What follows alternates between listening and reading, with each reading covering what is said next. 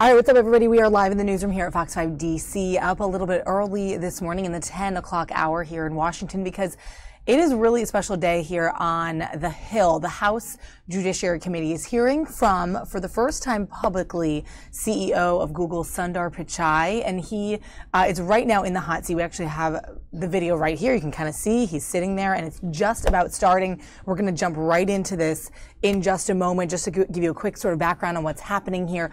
He has testified before lawmakers before, but this is the first time he's doing so publicly, and he'll be talking about a variety of different things, such as the recent data breaches with Google, the recent controversies with YouTube, conspiracy videos, and some videos that have been brought to the forefront that still remain containing hate and prejudice of some sort that's been sort of on the forefront, and also the recent data breaches that they've been going through and data privacy, lots of stuff on the table. And this is all amid the CEO himself trying to protect the reputation of this company that is going through some sort of crises in Silicon Valley itself, and amid its own employees protesting as well. You've heard about those protests in the past few months and weeks, and that is all going to come to light here today. You can see there's the room, lots of media ready to take this all in, and we hope that you'll join us for this testimony here, and it's all starting right now. So let's jump into it. We're going to be monitoring this from inside our newsroom as well, and bringing you some other live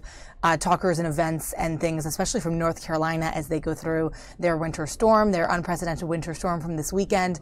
The governor will be speaking more on emergency operations following that storm, but this is pretty much the most interesting thing today. Let's take a listen right now. Google search always favors one page over another. This kind of bias appears harmless. After all, the point of a search is to discriminate among multiple relevant sources to find the best answer. This process, however, turns much more sinister with allegations that Google manipulates its algorithm to favor the political party it likes, the ideas that it likes, or the products that it likes. There are numerous allegations in the news that Google employees have thought about doing this, talked about doing this, and have done it. The dangerous implications to a fair democratic process cannot be understated. One study performed by psychologist Robert Epstein has revealed that internet search rankings have a significant impact on consumer choices, mainly because users trust and choose higher-ranked results more than lower-ranked results. After performing 5 relevant double-blind randomized controlled experiments using a total of 4,556 undecided voters representing diverse demographic characteristics of the voting populations of the United States and India, the study revealed that biased search rankings can shift the voting preferences of undecided voters by 20% or more. The shift can be much higher in some demographic groups, and search ranking bias can be masked so that people show no awareness of the manipulation.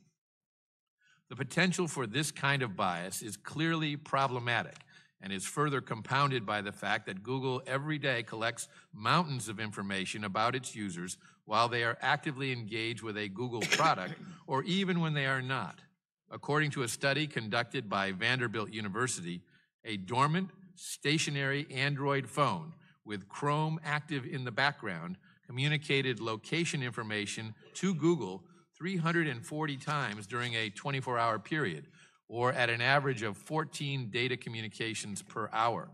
The collection of location data may be obvious to most users, but they are often unaware of the many sensors that the Android platform supports, including an accelerometer, a barometer, and a photometer.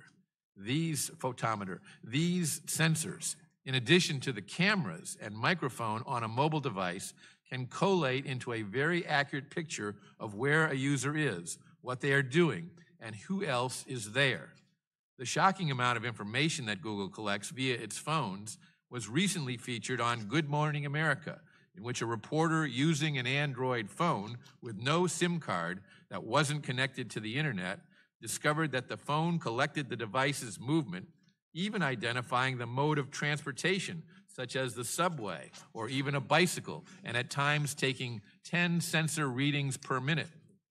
Moreover, Google's practice of reinforcing its dominance in light of allegations of self-serving bias creates little choice for consumers across the spectrum of internet-based products or services. Given that Google's ads show up on non-Google websites, and Google's search engine is being used as the default search tool on other products, such as the Apple phone, it is almost impossible to avoid Google altogether. Google is many things. It's one of the largest data collectors ever seen in human history. It's an advertiser that can get the right product to the right customer at precisely the right time. Google is also an internet giant, directing over 3.5 billion searches per day. With this massive authority, however, comes the potential for far-reaching abuse. The mere suspicion that Google manipulates its products and features for self-serving or even political purposes raises serious concerns about its business practices, its impact on free speech and our democratic process, and Americans' trust that the information gathered about them in their day-to-day lives is done with their knowledge and is not being used against them. My hope is that through our inquiries today, we will ensure more transparency and accountability going forward. Last, despite the nature and scope of today's hearing, Google is still the story of the American dream. The company was started by 2 individuals in a garage and grew to be one of the most successful companies in the world.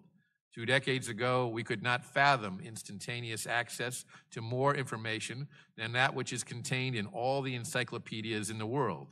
Now we take that for granted because of the innovative services Google provides. With that, I want to again thank our witness for his presence here today. I look forward to your testimony. It's now my pleasure to recognize the ranking member of the committee, the gentleman from New York, Mr. Nadler, for his opening statement. Thank you, Mr. Chairman. Mr. Chairman, our society has become increasingly reliant on social media and other online platforms to obtain, create, share, and sort information. This information helps us make decisions ranging in importance from where to make dinner reservations to which candidate to vote for in a presidential election. The public's increasing use of these platforms has generated many positive benefits for society, but it has also given rise to some troubling trends. Google is among the dominant firms in this field. As such, given the public's widespread use and reliance on its products and services, there are legitimate questions regarding the company's policies and practices, including with respect to content moderation and the protection of user privacy. But before we delve into these questions, I must first dispense with a completely illegitimate issue, which is the fantasy dreamed up by some conservatives that Google and other online platforms have an anti-conservative bias. As I have said repeatedly, no credible evidence supports this right-wing conspiracy theory. I have little doubt that my Republican colleagues will spend much of their time presenting a laundry list of anecdotes and out-of-context statements made by Google employees as supposed evidence of anti-conservative bias. But none of that will actually make it true. But this fact-free propaganda does help generate the mistrust that the majority leader referred to a few moments ago. And even if Google were deliberately discriminating against conservative viewpoints, just as Fox News and Sinclair Broadcasting and conservative talk radio hosts like Rush Limbaugh discriminate against liberal points of view, that would be its right as a private company to do so, not to be questioned by government. During the Reagan administration, about 35 years ago, the Federal Communications Commissioners appointed by Ronald Reagan abolished what we used to have called the Fairness Doctrine, which placed an obligation on broadcasters who use the public airwaves to be fair to different points of view.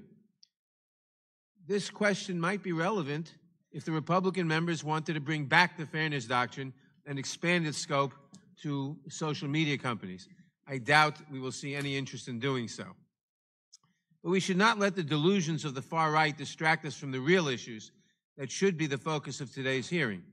For example, we should examine what Google is doing to stop hostile foreign powers from using its platform to spread false information in order to harm our political discourse. It has been more than 2 years since the 2016 election, yet this committee has not held a single hearing focused on Russia's campaign to manipulate online platforms to undermine American democracy, despite the fact that it is the consensus view of our intelligence agencies that Russia engaged in a massive disinformation campaign to influence the 2016 election. I hope that Mr. Pichai can tell us what actions Google has taken to counter this unprecedented attack and what gaps remain in its defenses without being so specific as to give a guidance to foreign powers. This may help Congress determine what more can be done to further insulate our democratic processes from foreign interference. We should also examine how Google enforces community standards that prohibit racist or bigoted threats and other inappropriate conduct.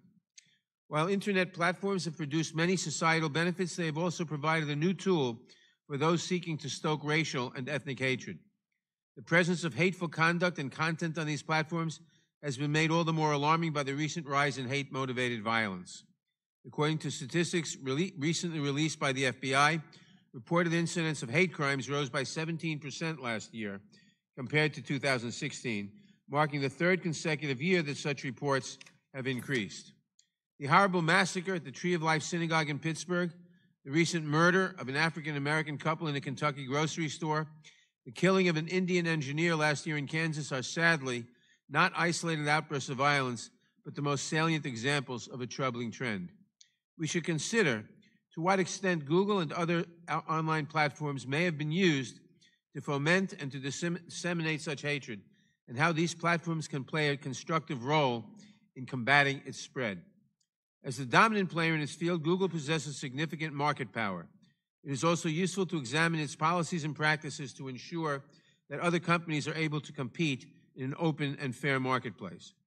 There are also concerns about the prevalence of pirated material available on Google and other internet platforms at the expense of legitimate content. Finally, it is important to know what Google is doing to protect its users' data privacy and data security. The Wall Street Journal recently reported that Google discovered last March that a bug in its social media platform, Google+, had exposed the private profile data of up to 500,000 users to third-party developers, but it opted not to disclose the issue publicly, not even to those who may have been affected at the time. And just yesterday, the company announced that it had discovered another Google Plus bug that may have exposed the private profile data of millions of users. While Google has so far found no evidence that developers have in fact abused these bugs, or that any user profile data has been misused in any way, incidents like this still raise legitimate questions about what types of data exposures a company is obligated to disclose publicly. It also raises questions about how much control users should have over their own data and how such control should be regulated. I am also disturbed by recent reports that Google is developing a search engine for the Chinese mainland market. According to these reports, this search engine would not only accommodate Chinese government censors, it might allow the Chinese government to track individuals by linking search terms to the user's mobile phone number. Unfortunately, in this, our fourth hearing devoted to entirely fictitious allegations of anti-conservative bias by internet companies, we will waste more time and more taxpayer money on elevating well-worn right-wing conspiracy theories instead of concentrating on the substantive questions and issues that should be the focus of our hearings. Our committee can and must and will do better. I yield back the balance of my time. Thank you, Mr. Nadler. We welcome our distinguished witness, and if you would please rise, I'll begin by swearing you in. Please raise your right hand. Do you swear that the testimony that you are about to give shall be the truth, the whole truth, and nothing but the truth, so help you God? I do. Thank you. Let the record show that the witness answered in the affirmative. Our only witness today is Mr. Sundar Pichai. Mr. Pichai is the Chief Executive Officer of Google. Your written statement will be entered into the record in its entirety, and we ask that you summarize your testimony in 5 minutes. To help you stay within that time, there's a timing light on your table. When the light switches from green to yellow, you have 1 minute to conclude your testimony. When the light turns red, it signals your 5 minutes have expired. Mr. Pichai, you are very welcome, and you may begin. Chairman Goodlatte, Ranking Member Nadler, distinguished members of the committee, thank you for the opportunity to be here today. I joined Google 15 years ago and have been privileged to serve as CEO for the past 3 years. But my love for information and technology began long before that. It's been 25 years since I made the US my home. Growing up in India, I have distinct memories of when my family got its first phone and its first television. Each new technology made a profound difference in our lives. Getting the phone meant I could call ahead to the hospital to check that the blood results were in instead of taking a 2-hour trip there. And the television, well, it only had one channel, but I couldn't have been more thrilled by its arrival. Those experiences made me a technology optimist, and I remain one today. Not only because I believe in technology, but because I believe in people and their ability to use technology to improve their lives. I'm incredibly proud of what Google does to empower people around the world, especially here in the US. I'd like to take a moment to share a bit of background on that. 20 years ago, 2 students, one from Michigan and one from Maryland, came together at Stanford with a big idea: to provide users with access to the world's information. That mission still drives everything we do, whether that's saving you a few minutes on your morning commute or helping doctors detect disease and save lives. Today, Google is more than a search engine. We are a global company that's committed to building products for everyone. That means working with many industries, from education and healthcare to manufacturing and entertainment. Even as we expand into new markets, we never forget our American roots. It's no coincidence that a company dedicated to free flow of information was founded right here in the US. As an American company, we cherish the values and freedoms that have allowed us to grow and serve so many users. And I'm proud to say we do, and we will continue to work with the government to keep our country safe and secure. Over the years, our footprint has expanded far beyond California to states such as Texas, Virginia, Oklahoma, and Alabama. Today in the US, we are growing faster outside of the Bay Area than within it. I've had the great opportunity to travel across the country and see all the places that are powering our digital economy, from Clarksville to Pittsburgh to San Diego, where we recently launched a partnership with the USO to help veterans and military families. Along the way, I've met many people who depend on Google to learn new skills, find jobs, or new businesses. Over the past year, we have supported more than 1.5 million American businesses. And over the past 3 years, we have made direct contributions of $150 billion to the US economy, added more than 24,000 employees, and paid over $43 billion to our US partners across Search, YouTube, and Android. These investments strengthen our communities and support thousands of American jobs. They also allow us to provide great services to our users to help them through the day. It's an honor to play this role in people's lives. And it's one we know comes with great responsibility. Protecting the privacy and security of our users has long been an essential part of our mission. We've invested an enormous amount of work over the years to bring choice, transparency, and control to our users. These values are built into every product we make. We recognize the important role of governments, including this committee, in setting rules for the development and use of technology. To that end, we support federal privacy legislation and proposed a legislative framework for privacy earlier this year. Users look to us to provide accurate, trusted information, and we work hard to ensure the integrity of our products. We have put a number of checks and balances in place to ensure they continue to live up to our standards. I lead this company without political bias and work to ensure that our products continue to operate that way. To do otherwise would be against our core principles and our business interests. We are a company that provides platforms for diverse perspectives and opinions, and there is no shortage of them amongst our employees. Some Googlers are former servicemen and women who have risked much in defense of their country. Some are civil libertarians who fiercely defend freedom of expression. Some are parents who worry about the role technology plays in our households.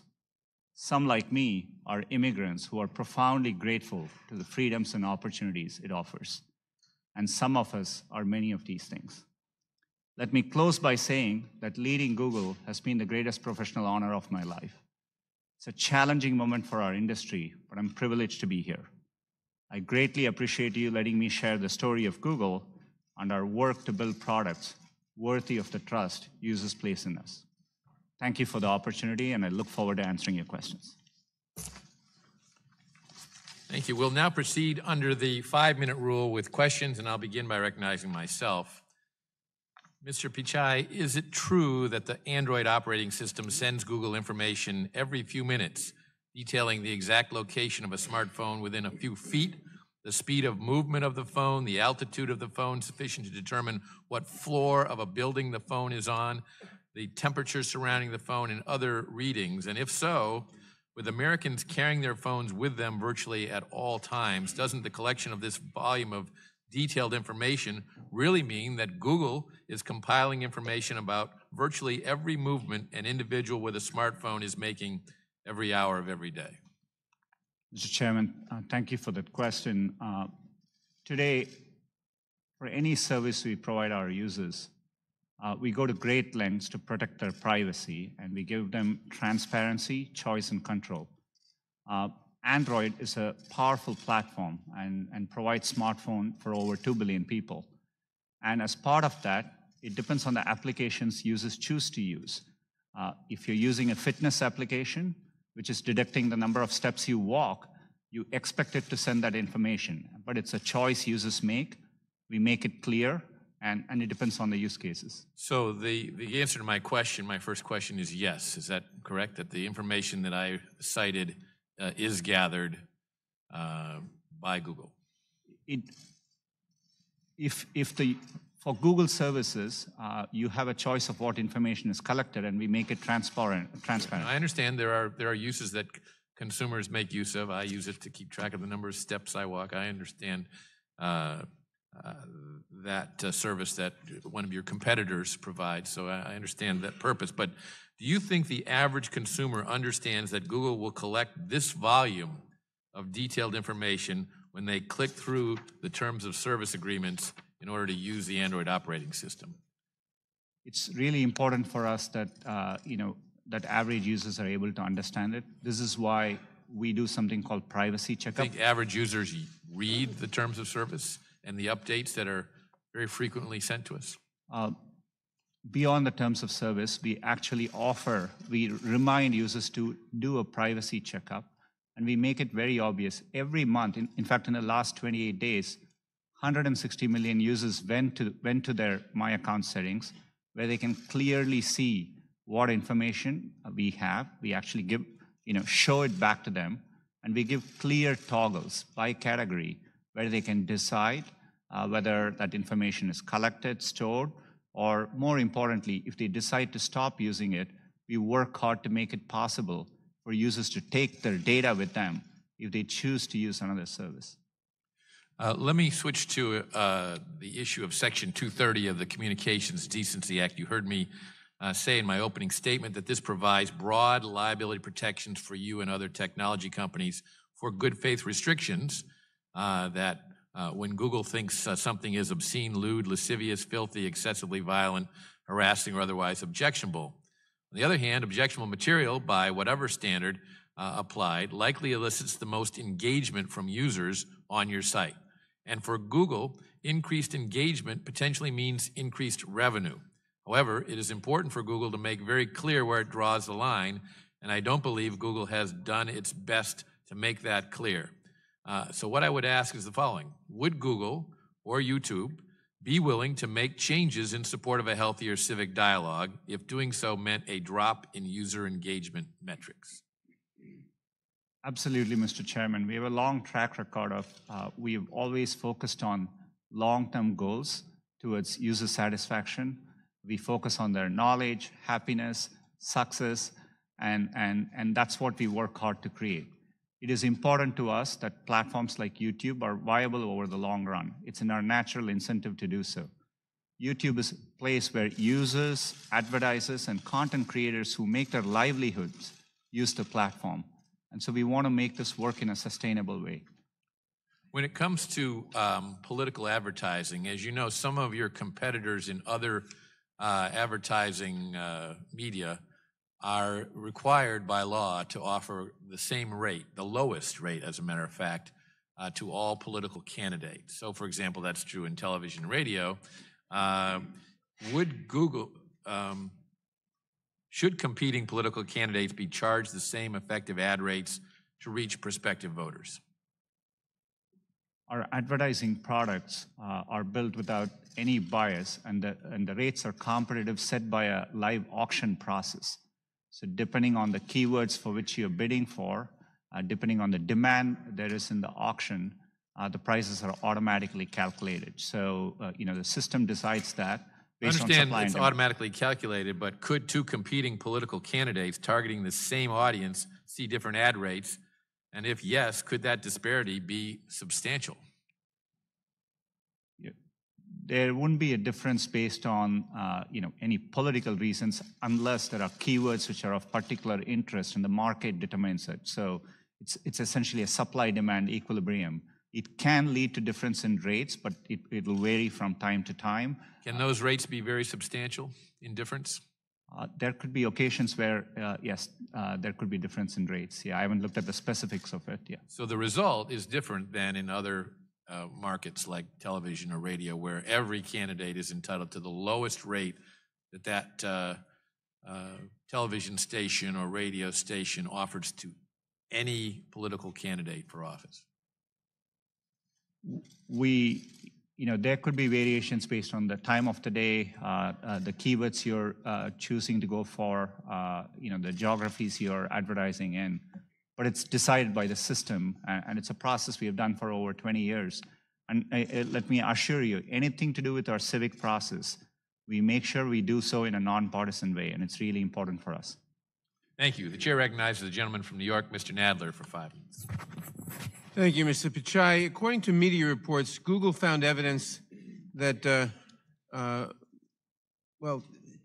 me go to the other one first. Google found a bug in its Google Plus social media platform that could have potentially exposed the private data of up to 500,000 users without the consent to third-party developers. Google, however, did not disclose this bug until months later after it was revealed by a report in the Wall Street Journal. Yesterday, as I mentioned before, you announced another bug. What legal obligations is the company under to disclose data exposures that do not involve sensitive financial information, but still involve private personal data like a user's name, age, email address, or phone number? Congressman, we take privacy seriously. The bugs you mentioned are bugs. We found them by either doing an audit or using our automated testing systems. Whenever we find any bugs, we follow, it gets escalated to our Privacy and Data Protection Office, and we comply with. All right, I'm not criticizing what you do. I'm asking what legal obligation is the company under to disclose such data exposures that don't involve financial information but still involve other personal information? It depends on the situation. We follow the requirements, and in that case, in the first case, typically we look at our legal requirements, but we go above and beyond to make sure we do the right thing for our users. In the first case, both there was no evidence data was misused, and we couldn't accurately I understand all that, but my question is, what legal obligations are there? Today, right now, if you have found a bug, and you've ascertained, once you've done the investigation and you've ascertained the users who are eligible for notification, my understanding is you have 72 hours, and we both notify users as well as regulators in that time frame. Okay, thank you. Now, according to media reports, Google found evidence that Russian agents spent thousands of dollars to purchase ads on its advertising platforms that span multiple Google products as part of the Russian agents' campaign to interfere in the election 2 years ago. Additionally, Juniper Downs, head of global policy for YouTube, testified in July that YouTube had identified and shut down multiple channels containing thousands of videos associated with the Russian misinformation campaign. Does Google now know the full extent to which its online platforms were exploited by Russian actors in the election 2 years ago? We have, we undertook a very thorough investigation, and in 2016, we now know that there were 2 main ad accounts linked to Russia, which advertised on Google for about $4,700 in advertising. We also found other limited. Total of $4,700? That's right. Which was, no amount is okay here, but we found limited activity, improper activity. We have learned a lot from that, and we've dramatically increased the protections we have around our election offerings. Leading up to the current elections, we again found limited activity, both from the Internet Research Agency in Russia, as well as accounts linked to Iran. And what specific steps have you taken, including during the recent 2018 elections, to protect against further interference by Russia or other hostile foreign powers? We have undertaken a significant review of how ads are bought. We look for the origin of these accounts. We share and collaborate with law enforcement, other technology companies, and we essentially are investing a lot of effort and oversight in this area. And looking ahead to the next Congress, I assume we can have your assurances that Google will work with this committee as we examine the issue of how to better secure our elections from future foreign interference? Congressman, protecting our elections is foundational to our democracy, and you have my full commitment that we'll do that. Okay, my last question, because time is running out. What are you doing, what is Google doing to combat the spread of white supremacy and right-wing extremism across YouTube? Congressman, YouTube is an important platform. We do want to allow for diverse perspectives and opinions, but we have rules of the road. We have clear content policies, and we have policies against many categories, and we are transparent about these policies. And and when we find violations on our policies, we do remove those videos and handle content. When you find violations, you what? Of our policy. For example, we have policies against hate speech, and we clearly define them. And if we find any violations there, we do take down content. When you take down the content, do you note who put it up so you can flag future content from the same sources? We look at it on a video by video basis. To the extent there are repeat offenses from a same account, we do take into account, and we notify the content creator, and we follow up accordingly. Thank you very much. I yield back. Chair recognizes the gentleman from Texas, Mr. Smith, for 5 minutes. Thank you, Mr. Chairman. Mr. Chairman, Google has revolutionized the world, though not entirely in the way I expected. Americans deserve the facts objectively reported. The muting of conservative voices by internet platforms has intensified, especially during the presidency of Donald Trump. More than 90% of all internet searches take place on Google or its subsidiary, YouTube, and they are curating what we see. Google has long faced criticism for manipulating search results to censor conservatives. Conservative individuals and organizations have had their pro-Trump content tagged as hate speech or had their content reduced in search results. And enforcement of immigration laws has been tagged as hate speech as well.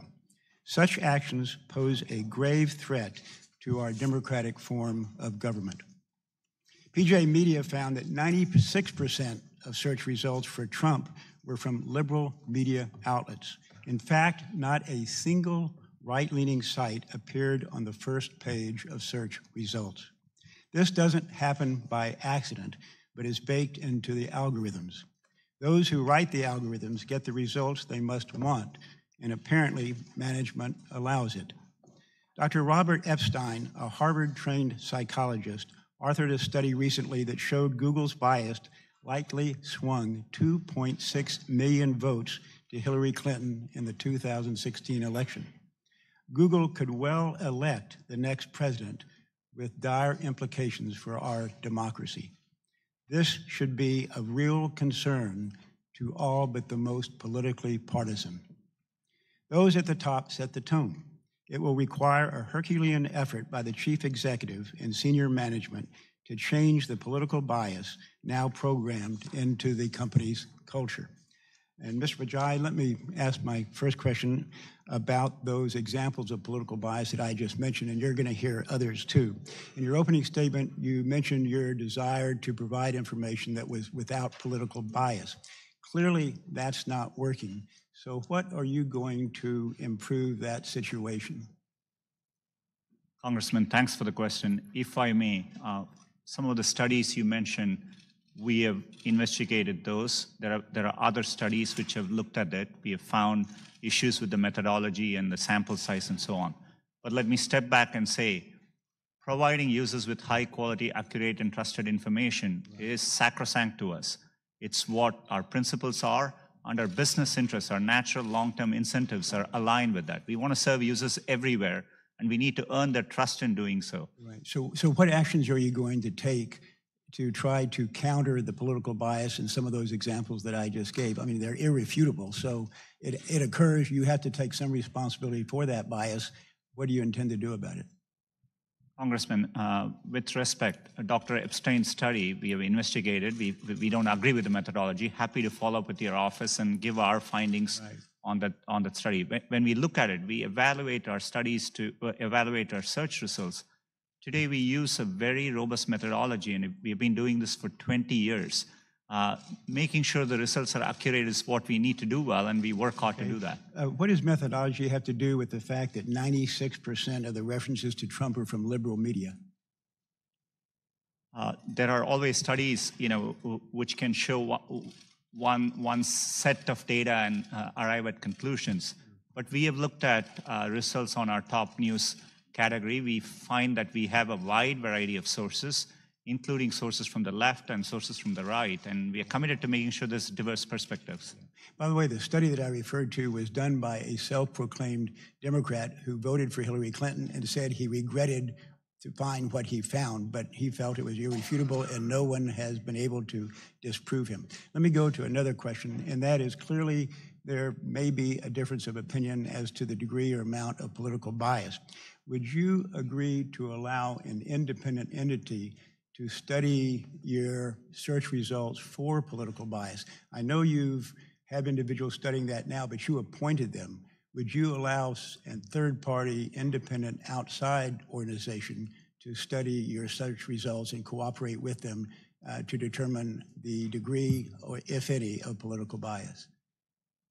Congressman, if I may make 2 points. One is, today there have been independent third-party studies looking at search results. The Economist did. But you chose those third parties. I'm talking about someone truly independent. We didn't choose those third parties. I mean, they completed those studies. The second is we are transparent as to how we evaluate search. Yes. We publish our rater guidelines. We publish it externally, and raters evaluate it, and that's how we we are trying hard to understand what users want, and this is something important to us to get right. I'm happy to follow up and explain the methodology and the studies which have been done by independent third parties. Okay.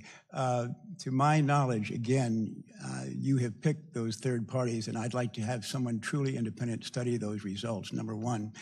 Number two, also to my knowledge, you've never sanctioned any employee for any type of, for manipulating the search results whatsoever. Is that the case? The time of the gentleman has expired, but Mr. Pichai will be allowed to answer the question.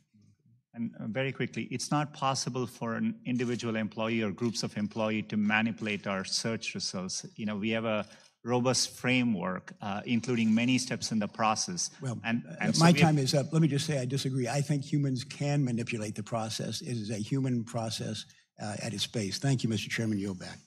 Chair recognizes the gentlewoman from California, Ms. Lofgren, for 5 minutes. Thank you, Mr. Chairman, and thank you for being here, Mr. Pichai. Google is located in Santa Clara County, my home, and I've got to say that, in contrast to the recent Amazon effort for a headquarters, Google is proposing to establish a facility in downtown San Jose, and they didn't ask for any tax subsidies. In fact, they're purchasing the land and paying the city gobs of money. I'm going to be parochial and ask a question, because I think most people in San Jose are excited by the proposal, but there's anxiety about the impact on housing and whether Google intends to be a partner with the city of San Jose to make sure that we accommodate the housing that will be necessary for the 20,000 additional employees that are proposed in San Jose. Sorry, I missed the last part of your question. Whether you would be a partner with the city in helping to provide additional housing to accommodate these employees. Congressman, it's an important question. We deeply care about the community where we work. As part of this effort, we have done wide outreach, and we have committed to making sure there is affordable housing at varying affordability levels as part of the development. Thank you so much. And we're already in touch with the city leaders there. Thank you so much. There's so many questions, and we're not going to be able to deal with them all today. I'm hoping in the next Congress we will be able to visit with you and other tech companies to go through issues of privacy, data localization and its relationship to human rights, competition policies, the issue of takedown requests by authoritarian regimes, encryption policy and what's going on in Australia, filtering and confirmation bias and its impact on society generally, both culturally and politically. But we can't do that in the 5 minutes we have here today. So I would just like to revisit some of the questions that have already been asked. The chairman asked about location policies in your Android system, and you pointed to various apps that might provide information. Let's say I got an Android phone, and unlike most people, I don't have a single app on that phone. What information would be collected? Congresswoman, there is a device-specific location setting which you can turn on or off. And Let's say I turn it off. Turn it off. There's no location information sent from that device. Okay. But this is a complex area. There are times, for example, your IP address may include some location information. Correct. It's an area we are committed to doing more to make it easier. Now, manipulation of search results. I think it's important to talk about how search works. Right now, if you Google the word idiot under images, a picture of Donald Trump comes up. I just did that. How would that happen? How does search work so that that would occur? We provide search today for any time you type in a keyword. We, as Google, we've gone out and crawled and stored copies of billions of web pages in our index, and we take the keyword and match it against web pages and rank them based on over 200 signals. Things like relevance, freshness, popularity, how other people are using it. And based on that, at any given time, we try to rank and find the best results for that query. And then we evaluate them with external raters to make sure that, and they evaluate it to objective guidelines. And that's how we make sure the process is working. So it's not some little man sitting behind the curtain figuring out what we're going to show the user. It's basically a compilation of what users are generating and trying to sort through that information. Last year, we served over 3 trillion searches. And just as a fact, every single day, 15% of the searches Google sees, we have never seen them before. So, this is working at scale. And we don't manually intervene on any particular search result. I would just like to note, from time to time, my colleagues on the other side of the aisle complain that they hear an individual engineer appears to be a Democrat. And I just like to put this in context. In Santa Clara County, Donald Trump in the 2016 election got 20% of the vote.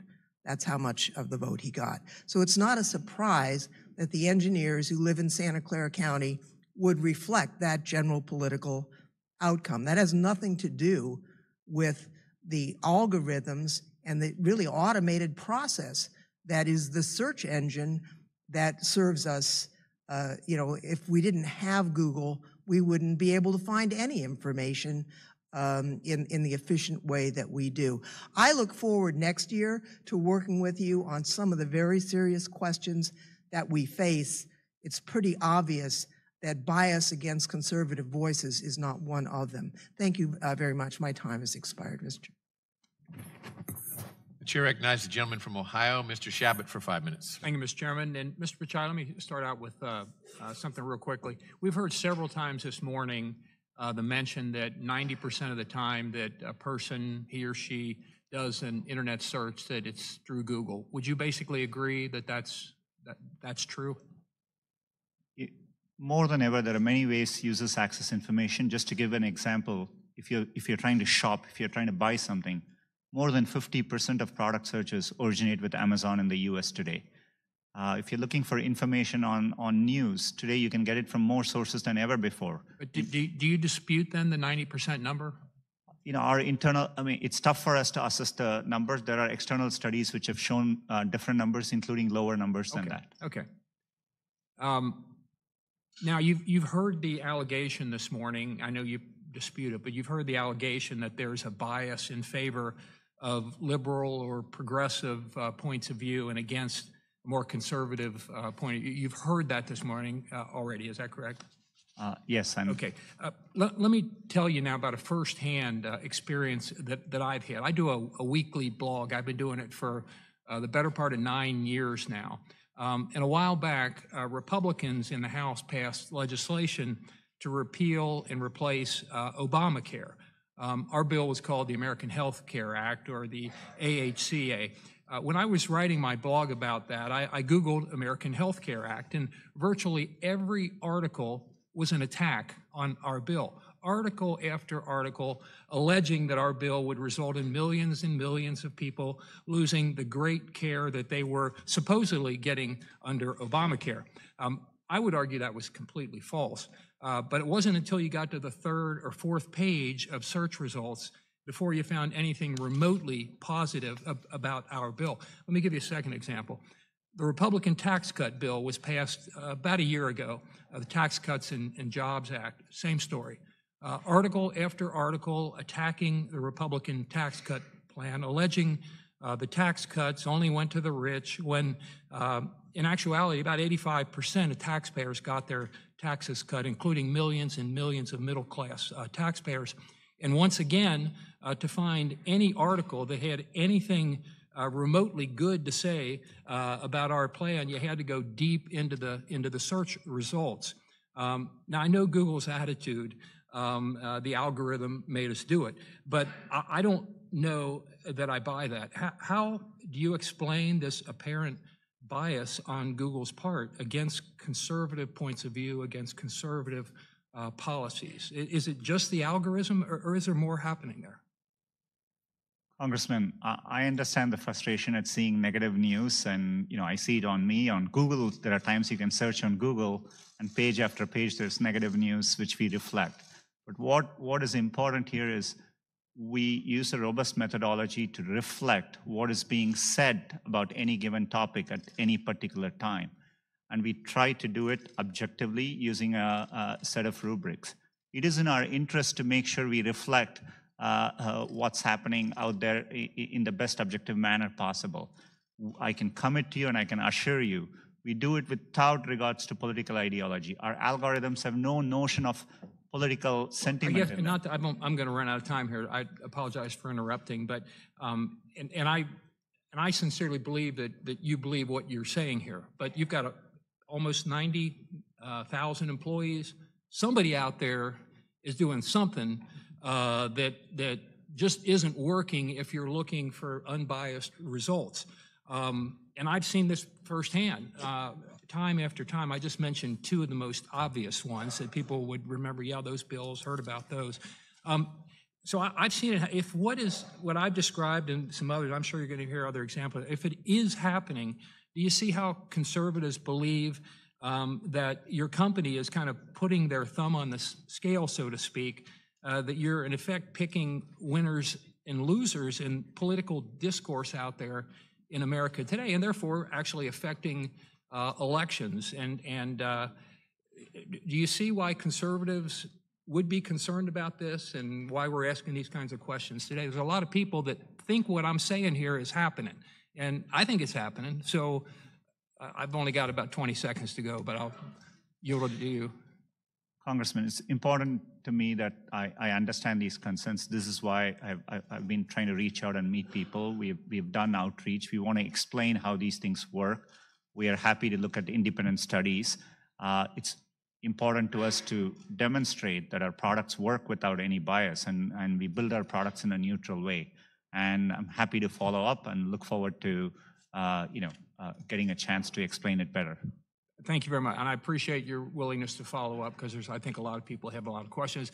And I know I'm already out of time, but let me also thank Google for one thing. I happen to be chair of the House Small Business Committee, and your company has worked with an awful lot of small businesses all across the country, created a lot of jobs, and I commend you for that. Yield back. The chair recognizes the gentleman from the gentlewoman from Texas, Ms. Jackson Lee, for 5 minutes. Good morning, Mr. Pichai. I'm right here. It's a pleasure to have you here this morning. I'm going to try and answer or offer to you questions initially that require just a yes or no answer, if you would. Does Google choose conservative voices over liberal voices? We approach our work without any political bias. We build it in a neutral way. Answer is no, or yes or no? No, Congressman. If hate speech provokes violence, is that the definition beyond other aspects that you consider that you would take it down? I know there are other aspects, but particularly encouraging violence. Does that get taken down? In primary purpose of inciting violence is what we consider as hate speech. Yes, Congressman. And it would be taken down? Yes, we would remove.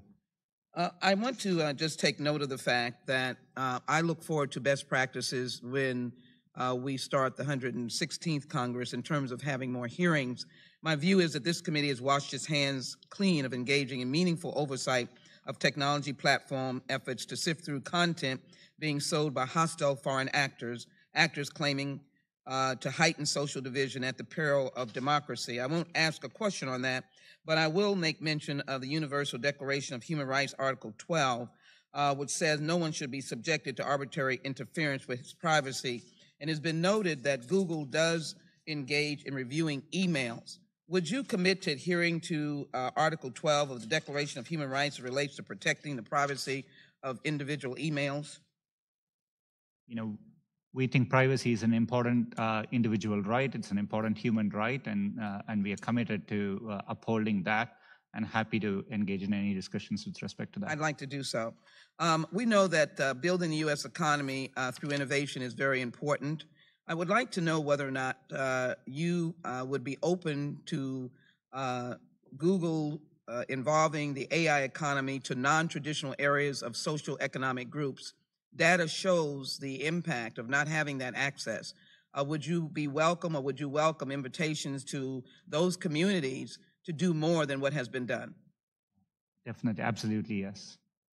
You received a letter from the Senate a few weeks ago regarding illegal drug sales. It's quite extensive, and my question is, have you made any efforts to deal with the facilitating of sale of counterfeit, substandard, and falsified medicines sold through illegal online pharmacies? Congressman, this is a national crisis. We have undertaken a lot of work in this area. We just recently rolled out, we participated in National Take Back Day. In Google Maps, we showed drop-off locations. We work with law enforcement here, and just last week, we received a Corporate Citizenship Award from Partnership for Drug-Free America, and we are very committed to doing more work in this area. We applauded you in 2010 when Google took a very powerful stand of principle and democratic values over profits and came out of China. I am concerned that you are now going back into China and upholding the dragonfly procedures which would help censor Chinese persons seeking a lifeline of democracy and freedom. How can you do that? And what are you doing to minimize or to indicate that this is not best practices? Congressman, at the outset, right now we have no plans to launch in China. We don't have a search product there.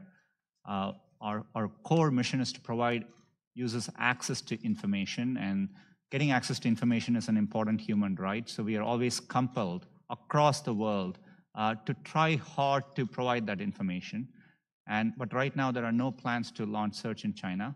I'm committed to being fully transparent, including with policymakers, to the extent we ever develop plans to do that. I'd like to pursue that with you, and I thank you for that. I think that was an important statement.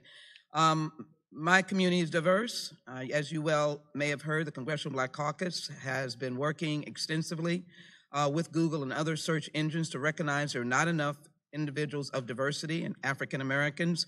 My district has a huge number of musicians, artists, and creators from all areas of entertainment.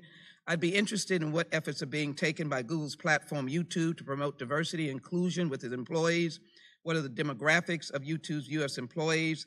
And also, how is YouTube currently distributing resources for U.S. diversity? But the focus is on diversity. What are you doing? YouTube is a great message, and there is a whole population growing of diverse persons, including African Americans. Diversity is an area where we are very committed to. YouTube, as you highlighted, is a platform where as we reach out to content creators, we want to ensure there is diverse perspectives, and we do reach out to minority communities and we engage with them to make sure they have a voice on the platform. It's something we are committed to doing. As a company, we have been undertaking a lot of work. We were one of the first to publish a transparency report. We publish our representation numbers externally. There is a lot more work left to do. We acknowledge that, but it's an area I know we have engaged with the Congressional Black Caucus, and we're committed to doing more. Let me invite you to Texas and the 18th Congressional District on these very important issues, and I'd like to work with Google as we go forward on some of the many issues that I've raised here today. It would be a pleasure to do that. I thank you very much. Mr. Chairman, I'd like to put into the record a letter from epic.org dated December 10th, 2018. Ask unanimous consent, Mr. Chairman. Without objection. And let me thank the witness for his testimony. Thank you also for your work. Chair thanks the gentleman. Recognize the gentleman from California, Mr. Issa, for 5 minutes. Thank you, Mr. Chairman. Mr. Pichai, I would like to follow up on some of the gentlemen that came before me on this side of the dais who talked about the bias. And I know that the gentlelady from Texas and some of the others said there is no bias. But I'd like to pick up where Sheila Jackson Leach just left off, because I think it's important. She used numbers and outcome that she either has or believes exist to say that you have to do better in the minority community. Do you agree with that? As a company, we are committed to making sure... No, but statistically, the outcome that she measures is how she asks you to do better, because your outcome is insufficient relative to the size of her community. Do you agree with that? I interpret it as we today don't have enough representation internally. Very good. You got her point. Now, here's the point that I think we're giving. If you measure the outcome, such as some of those that were just listed by the gentleman from Texas and Ohio, what you find is that there is an appearance of bias, including, quite frankly, the outcome of search engines, even the question of whether if I pay for advertising and my Democratic opponent pays for advertising, if the characteristic of what we happen to search for somehow is more expensive if you're trying to get conservative than Republican. Those are outcome events. Will you commit to look in the case of potential political bias in all aspects of your very large company to look at the outcome, measure the outcome, and see if in fact there is evidence of bias using that, and then work backwards to see if some of that can be evened to what would appropriately be the outcome? Do you see my point there? Congressman, I understand. We don't want any, while I'm confident we don't approach our work with any political bias, I think it's important to me that we always look at outcomes and we assess to make sure there's no evidence of bias. And the reason I give you this point, for most of my adult life, there have been laws on the book to stop the events that Ms. Jackson Lee speaks of. We have had laws to protect minority communities. We have had laws to protect against segregation and bias. And yet, there are measurements that are still being used, including, quite frankly, we create districts that are dedicated to minorities in this country under federal orders because of a history or a measurement of outcome. And I would ask you to seriously come back, commit to measure, and when you find an outcome that is inconsistent with that which would be ordinarily predictable, I mean, we are two parties relatively tied in the outcome of elections on a national basis. If that outcome doesn't come out similar, then in fact, you have the evidence to work backwards and see if in fact policies can be found which are causing that artificially, and which, by the way, might include an overzealous liberal crowd that simply spends more time trashing Republicans than vice versa. That might be what you find, but unless you look at the outcome, you're always going to say, well, we seem to be fair, but the outcome measured by my colleagues will, in fact, not work out. Congressman, I think it's a valid point. I appreciate it and happy to engage more and follow up on it. I want to get through just two more quick things. In your opening statement and in the questions you've asked, you have talked about turning off location and other data collection. And there are two things that I'm concerned about. Can you commit, as you go through generation 15, 16, 17 of your software, to improve the dashboard, the transparency, and the tools available to teach people how to protect their privacy, how to offload data, how to, in fact, turn off things they may not want to have in order to gain privacy?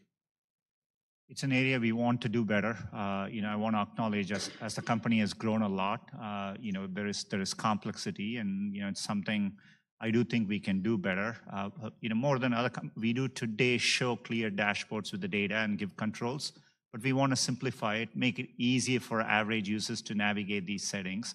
And it's something we are working on. And I will tell you, each time I try to turn it on and off, refreshing my memory is a pain because there is no simple place to go to find out how to do it. But the reality is, I agree that you do have a dashboard, most don't. I ask unanimous consent now that an article from the Wall Street Journal, October 8th of 2018, be placed on the record. Without objection. And in that article, it talks about that the user data breach. And it also makes us aware that there's a memorandum at Google, and that memorandum has been requested by multiple members of Congress, including Senator Thune. Would you commit to provide that memorandum to Congress so that we can know more about the internal workings related to this breach? I'm happy to have my office follow up on it. I'm not fully aware of all the specifics there, but definitely I can commit to following up with your office on it. Thank you. Thank you, Mr. Chairman. Yield back. Chair thanks, gentlemen, and recognizes the gentleman from Tennessee, Mr. Cohen, for 5 minutes. Thank you, Mr. Chair. Howdy. First, I'd like to follow up what Mr. Issa was talking about. I use your apparatus often, or your search engine, and I don't understand all of the different ways that you can turn off the locations. There's so many different things. Have you considered having an online school that people could go to with a Google rep, and you could kind of log in and kind of ask questions, or have Google, and not like Comcast where you get put on hold for 30 minutes and then find somebody who you can't understand. Something easy to talk to somebody and say, how do I do this or that? Congressman, we are constantly looking for better ways to do it. One of the areas is giving online tutorials, and we haven't specifically looked at an option like that, but I'm happy to take that feedback. Today, we do remind people of privacy checkups, and we walk them through a flow. Around 20 million people come to it every day, and so we do. That's online, though. That's online. But you don't have individuals. I find it's a lot easier to talk to somebody and go, this is what I want, because the other thing is frustrating. But if you could look into that, I think would help. Privacy is something I think many people, and myself included, are interested in, but sometimes it's difficult to use the device to get that. Definitely. You said that you can turn off your location history, but that still your IP address will track your information. Is that correct? All I meant, not just common to Google. Today, many internet companies do collect and sometimes store IP information for security reasons. For example, we need to know the language in which we serve your search results. There may be some location information, in there. Location turns out to be in the fabric of how people use internet today. I do think it's important there is legislation in this area. As a company, we want to try and simplify things and be state of the art, but it is a complex area. We realize we need to do better, and we are working on it. Question about Russia. In recent months, authoritarian regimes, most prominently Vladimir Putin's regime in Russia, which seems to have first place, they're the Heisman winner of that, have used bots to manipulate YouTube's algorithms into restricting the accessibility of online content from democratic and human rights activists. Would the gentleman suspend Sure. the individual who has Stop the provided clock, us with a poster will remove that immediately from the room? Or the... Could we have the doors closed? Could we have the doors closed? Capitol Police will escort the gentleman out of the building. I feel like I'm at a USC football game and shiver them. Absolutely. Thanks. Gentleman's recognized. And I get 20 more seconds, right? Yes, without objection. All right, so in recent months, authoritarian regimes, most prominently Vladimir Putin's regime in Russia, have used bots to manipulate YouTube's algorithms into restricting the accessibility of online content from democratic and human rights activists by piling up tens of thousands of artificial dislikes to their videos. I'm aware human rights activists had met with representatives of Google to discuss this problem and find a way of amending the algorithms to prevent this abuse by authoritarian regimes, but so far no systemic solution has been found. YouTube is the main platform for democratic and human rights activists in authoritarian countries where the mainstream media are controlled by the governments. This results in YouTube algorithms as they currently operate, putting up barriers to the distribution of such content. What is YouTube and Google currently doing to address this problem? Congressman, both YouTube and Google are really committed to freedom of expression. We do want to be a platform by which people can get their messages out, and we work hard to do that. And I'm not sure of all the specifics in that particular case, but happy to follow up. But in general, we work hard. We operate around the world. Part of the reason we do it is so that we can be a platform by which people can get their messages out, and including human rights activists. But there are ways that bots could influence the algorithm by going in and disliking or whatever. Is that not right?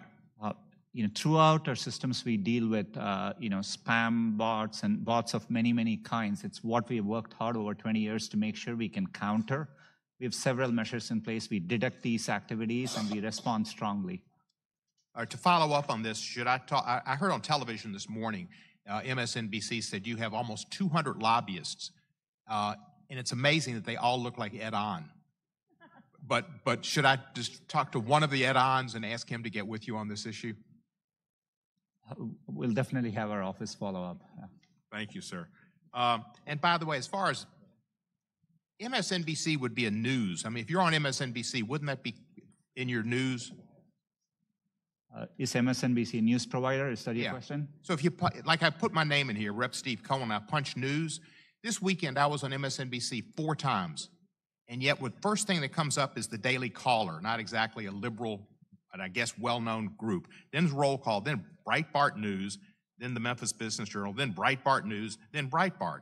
So it looks like you are overly using conservative news organizations on your news. And I'd like you to look into overuse of conservative news organizations to put on liberal people's news on Google.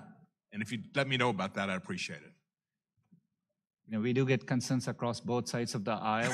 You know, I can assure you we do this in a neutral way, and we do this based on that specific keyword, what we are able to assess as the most relevant information. And I'm sure you try to, but it's hard for me to fathom being on MSNBC for like 8 minutes each show, 4 times, and there's more content on Breitbart News than MSNBC. That might say something about, well, I'm not going to say that. Scary. Thank you, sir. Chair recognizes the gentleman from Ohio, Mr. Jordan, for 5 minutes. Thank you, Mr. Chairman. Mr. Pichai, in your opening statement, you said, I lead this company without political bias and work to ensure that our products operate that way. Ileana Murillo is Google's head of multicultural marketing. Does Ms. Murillo do good work? I'm not directly familiar with her work, but she's an employee of Google, and you know, we are proud of our employees. Well, you praised her work. The day after the 2016 election, in a 4-page email she wrote about her work with the Latino vote, she said, even Sundar gave our effort a shout out. Is she referring to you there? She was referring to my communication around translation for a different related effort. Okay, well, I'm going to look at 2 other sentences she had in that long email, again, recapping her work in the 2016 election with the Latino vote. She said this, we pushed to get out the Latino vote with our features. A few lines down in her email, she qualified that sentence, and she said, we pushed to get out the Latino vote with our features in key states. And she specifically cites the states Florida and Nevada. Near the end of her email, in a similar sentence, she says, we supported partners like Voto Latino to pay for rides to the polls in key states. With me? I want to kind of analyze those 2 sentences. We pushed to get out the Latino vote with our features in key states. We supported partners like Voto Latino to pay for rides to the polls in key states. Is it fair to say the we in both sentences, Mr. Pichai, refers to Google? Congressman, we are very concerned whenever there are allegations like that. Our team looked into it. I'm not asking that question. I'm asking, is it fair to say the we in both sentences refers to the company Google? As Google, we wouldn't participate in any partisan efforts around any civic process, so you know, I don't think so. So we pushed and we supported partners like Voto Latino to pay for rides in polls in key states, and we pushed to get out the Latino vote during the 2016 election. And how were they getting that done?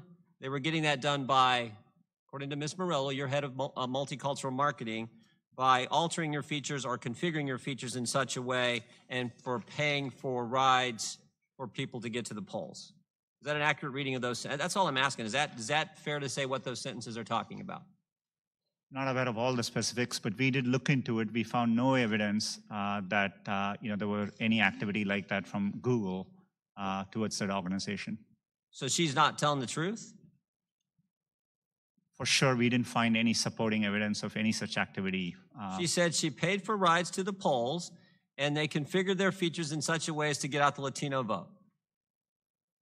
And look, I actually think that's all okay. Right? I think that's just a good corporate citizen encouraging voter participation, encouraging people to participate in our election process. I think so far those sentences are just fine, but then there's 3 words at the end of each sentence that do cause me real concern. And those 3 words are, we push to get out the Latino vote with our features in key states. Now suddenly it gets political. We supported partners like Voto Latino to pay for rides to the polls in key states. Now that makes everything different. So I got really just one question for you. Why? Why did Google configure its features and pay for rides to the polls to get out the Latino vote only in key states? Congressman, as I said earlier, we found no evidence to substantiate those claims. The only effort we do around elections. So your head of multicultural marketing, who you praised her work in this email, gave her a shout out, was lying when she said you were trying to get out the Latino vote in key states? We today in the US around elections, we make it, and this is what users look to us for, where to register to vote, where to find your nearest polling place, what are the hours they are open, and we do, those things effectively. I appreciate that, Mr. Pichai. I already said that's being a good corporate citizen. What I'm asking is, why did you only do it in key states? We didn't do any such activity as Google on any of these key states. I mean, there are employees, I think Did you push to get out the Latino vote in all states? As Google, we don't have goals around pushing out to get any particular segment. We don't participate in partisan activities. We engage with both campaigns. We support and sponsor debates across both sides of the aisle, and we provide users with information to get to elections. Your head of multicultural marketing said you were pushing to get out the Latino vote, paying for a ride to the polls for the Latino vote only in key states, and you're saying that's not accurate. Yes, that's right. We haven't found any evidence to substantiate any. So she just made it up out of thin air the day after the election and wrote this email to your top executives, and it's not true? Congressman, I'm happy to follow up, but I think the employees today do their own activities. We don't want the follow-up. I want the real answers right here in this committee. As I said earlier, we have looked into it. We didn't find Did you push to get out the key vote? And I would say the two most populous states for Latinos would be California and Texas. Did you push to get out the Latino vote and pay for people to go to the polls in California and Texas? We as a company didn't have any effort to push out votes for any particular demographic. That would be against our principles. We participate in the civic process in a nonpartisan way, and we think it's really important we do it that way. Well, I just think it's interesting, Mr. Chairman, I know I'm over time, but I think it's interesting that their head of multicultural marketing writes an email the day after the election where she talks about 71% of Latino votes voted for Hillary, but that wasn't enough. And she talks about paying for rides to the polls in key states for Latino votes to get out the Latino vote in key states. And the head of the company says that's not accurate. The time of the gentleman has expired. The witness may answer the question.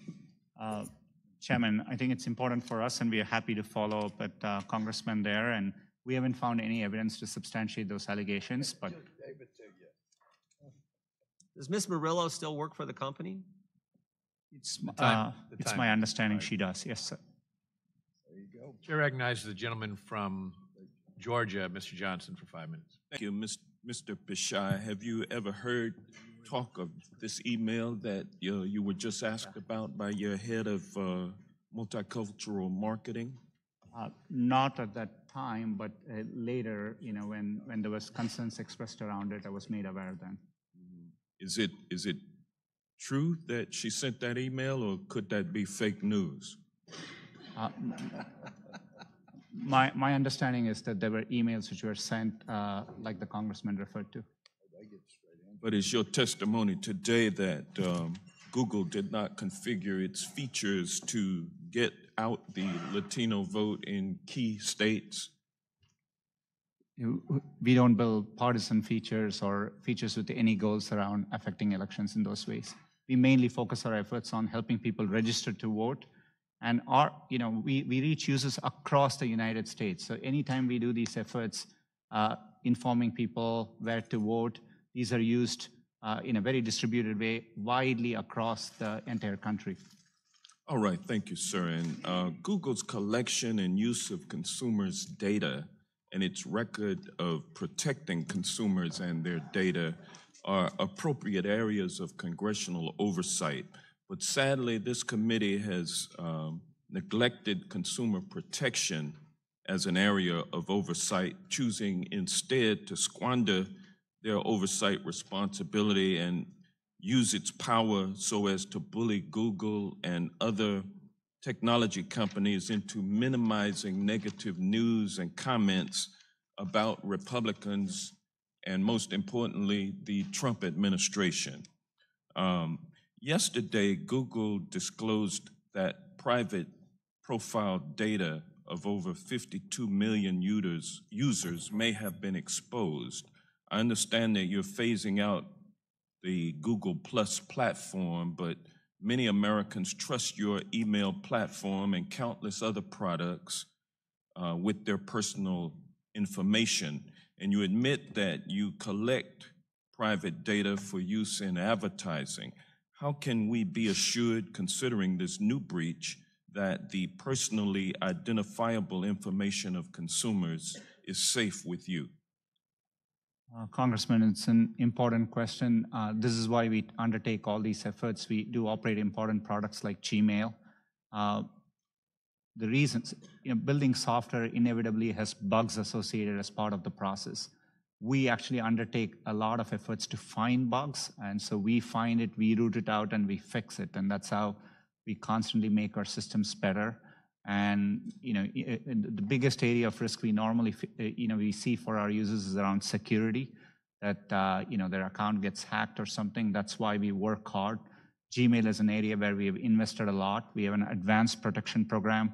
I would encourage members of the Congress to sign up for it if you're using Gmail.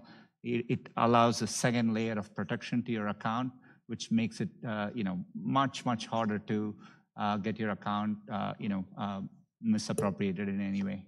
All right, thank you.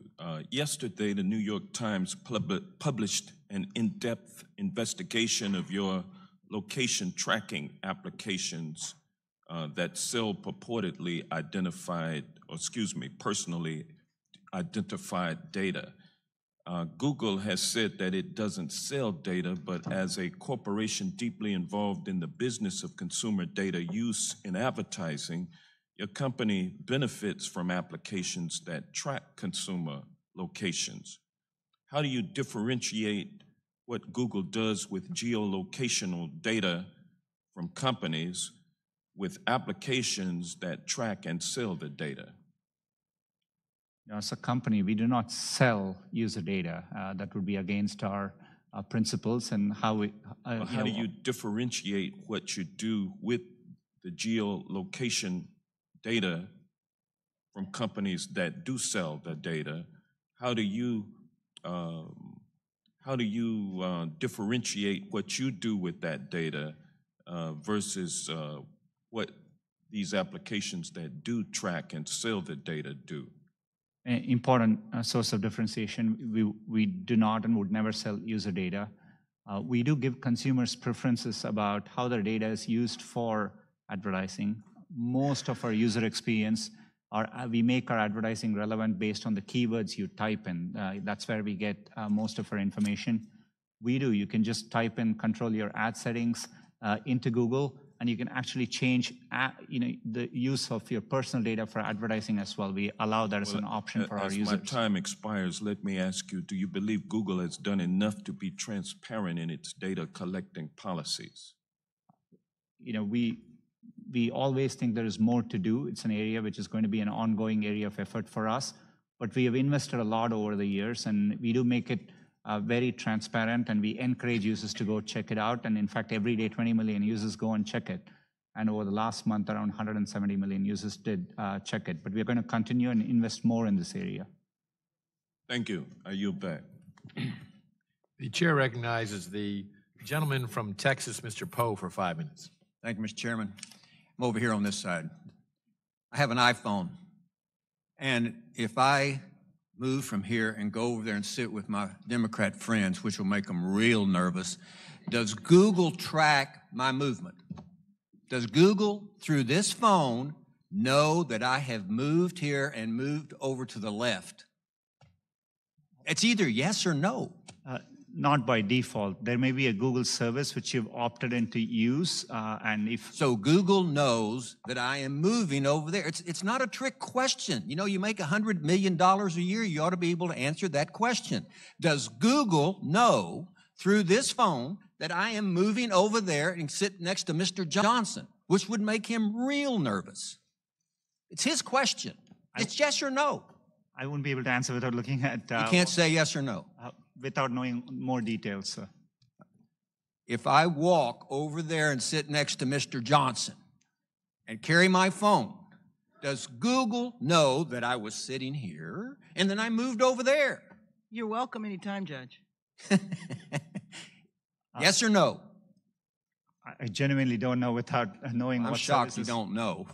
I think Google obviously does. Are you familiar with the General Data Protection Regulation by the European Union? Very familiar. We worked over 18 months on it. And the European Union is protecting the right of privacy of the people in Europe. We don't have such a law in the United States, do we? Congressman, we have supported and We do not have such a law in the United States, do we?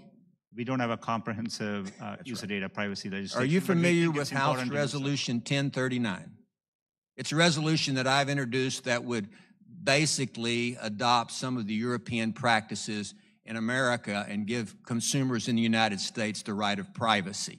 Are you familiar with that legislation? No, but I'm happy. I'll give you a copy before you leave.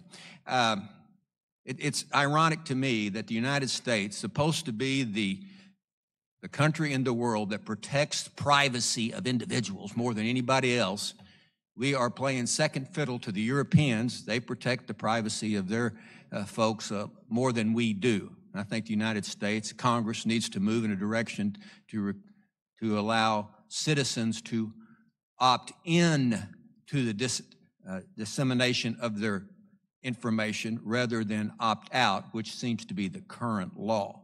As Mr. Cohen has stated, I think most Americans don't know all the things that this phone can do. And one thing that it can do is disseminate information really that we are unaware of to all different people out there. The United States should change the rules and make it so that we as consumers opt in. Otherwise, that information is not disseminated. That is just my opinion. What does Google view as objectionable?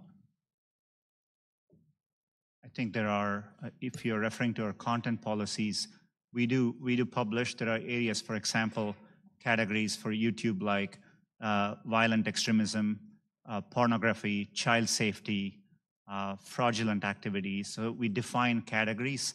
What are extreme political views? You find those objectionable? I'm not saying you shouldn't. I'm just saying what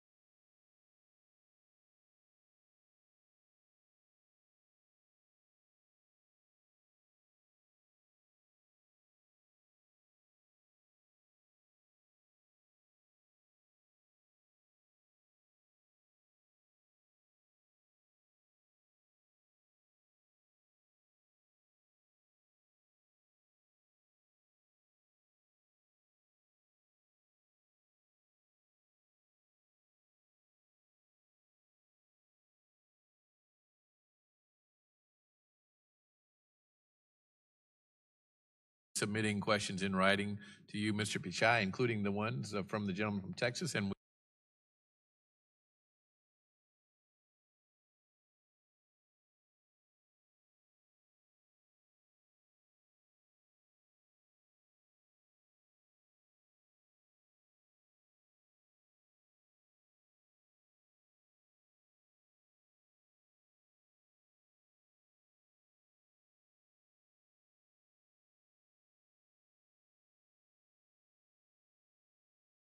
platform in a Washington Post interview, Uber CEO Sundar Pichai said we have to stand for the content of our platforms. We can't just say we're a platform and our job is done. Mr. Pichai, will you, in front of our committee this morning, join your peers and affirm that Google is accountable for the content on your platforms? We have a commitment to our users to provide accurate and trustworthy information, high quality information, and we work hard to uphold those commitments. I'll take that as a yes. I want to return to the privacy discussion that's gone on. And Mr.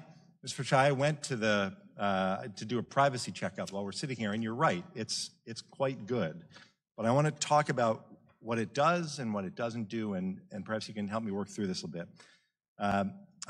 On my settings now on Google, my location history is paused, my device information is paused, my voice and audio activity are paused, my YouTube watch history is paused, that's probably a good thing, and my YouTube search history is paused.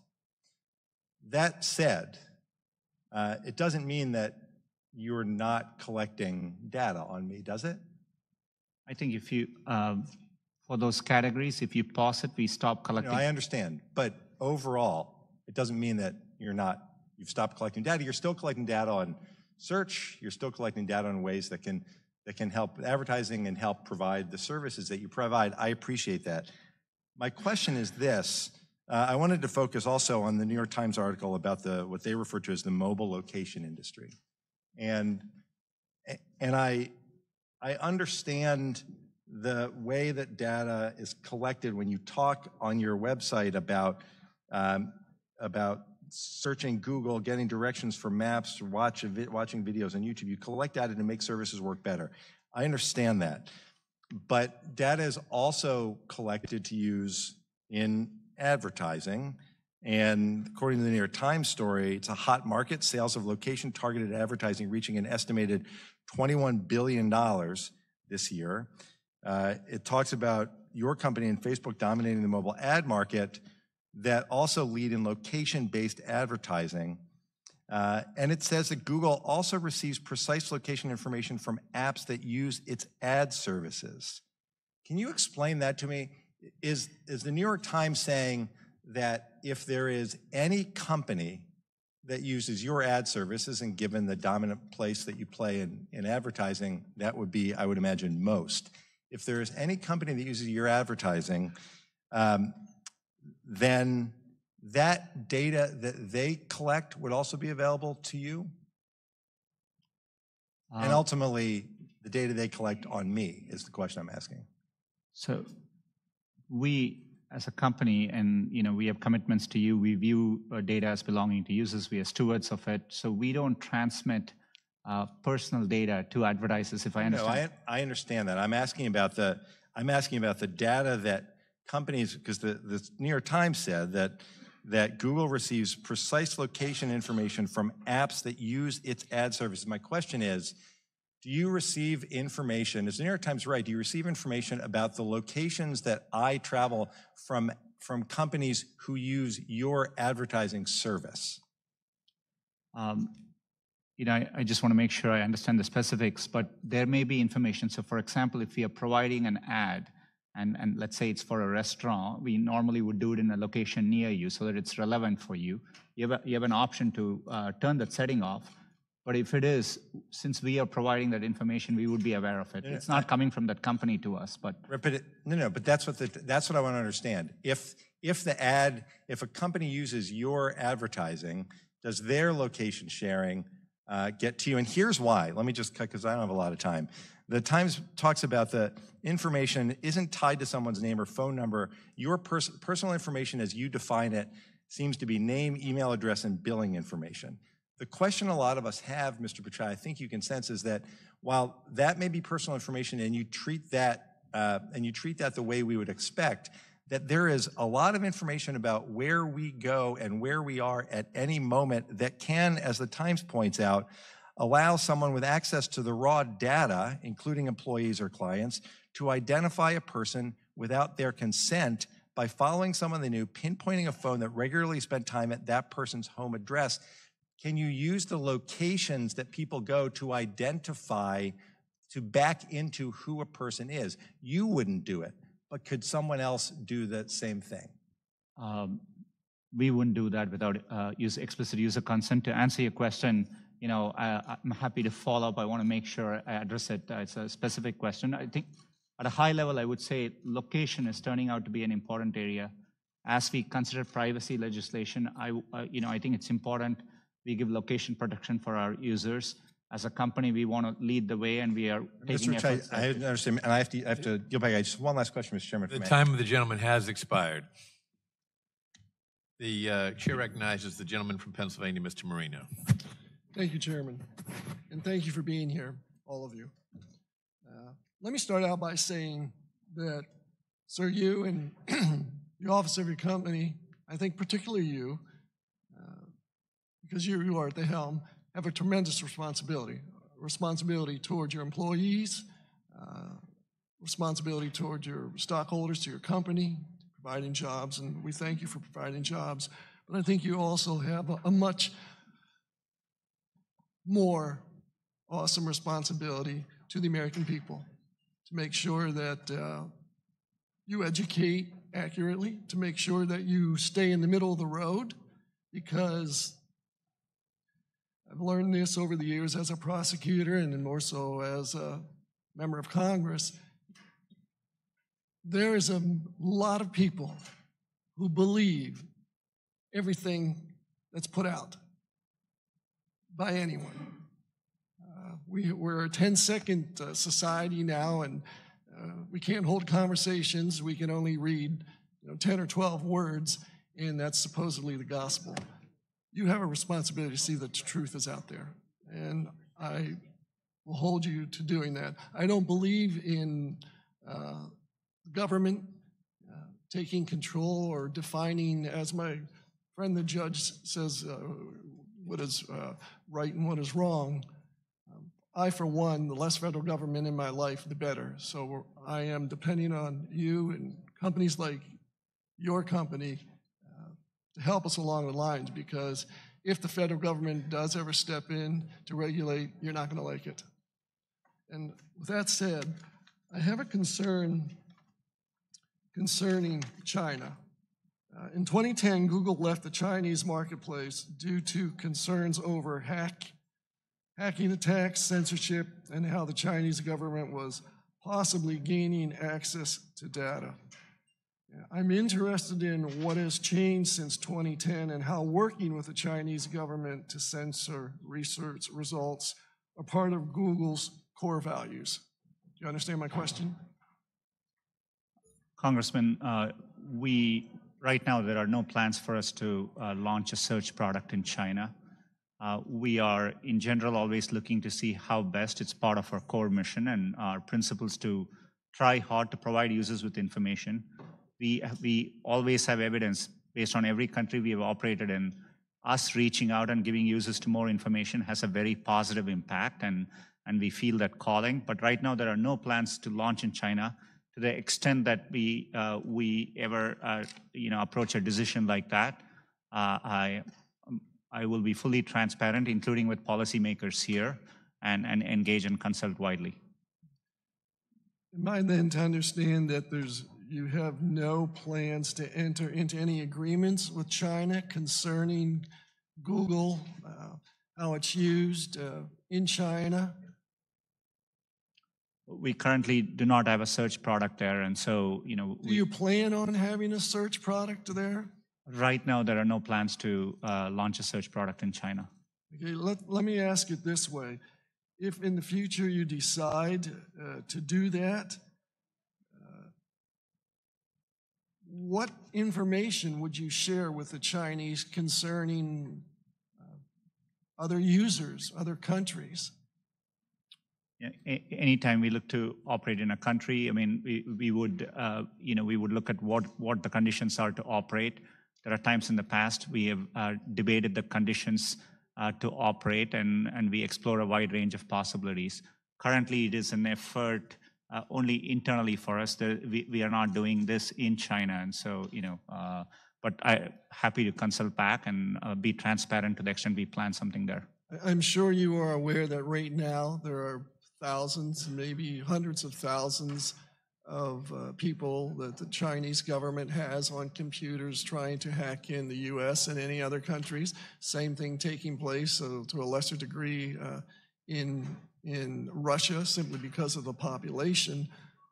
What can Google do to help curtail that, if not eliminate countries from hacking into other countries? As a company, we have faced significant attacks before. So, protecting the security of our users is what really keeps me up at night. And it's something we invest a lot over the years. We work with law enforcement because we rely on. On my settings now on Google, my location history is paused, my device information is paused, my voice and audio activity are paused, my YouTube watch history. And also the use of troll farms by Russia, and wanted to know if you could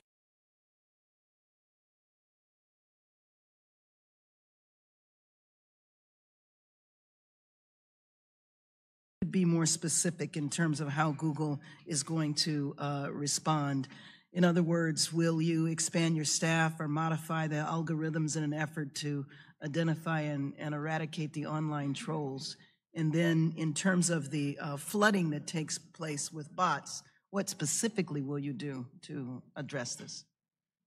This is something we actually face across the set of products we do today, be it our ad systems, be it our search products people are trying to spam, and be it YouTube and so on. So in general, we have built systems over the years to detect anomalous traffic patterns and mitigate that. And we also learn, we collaborate with others. Law enforcement has been very helpful to us in this regard. So if the example of the bots where you have, I saw one example where there was one day 125 dislikes and the next day there were 84,000.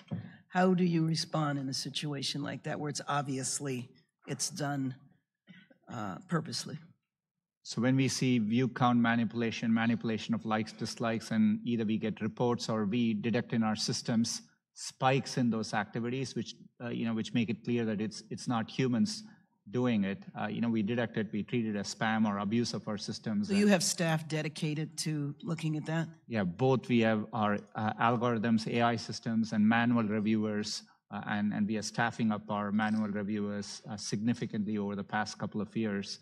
And so we do it comprehensively across all those things. So anticipating what took place in 2016 happening again, and this is specifically regarding what Russia did to foment racial tensions in the United States, and wanting to know how you are responding to that, where they called for, fake protest, either to get African Americans to turn out to protest something that was fake, or to have white supremacists be ginned up to attack communities of color. So specifically, what is Google doing to respond to that?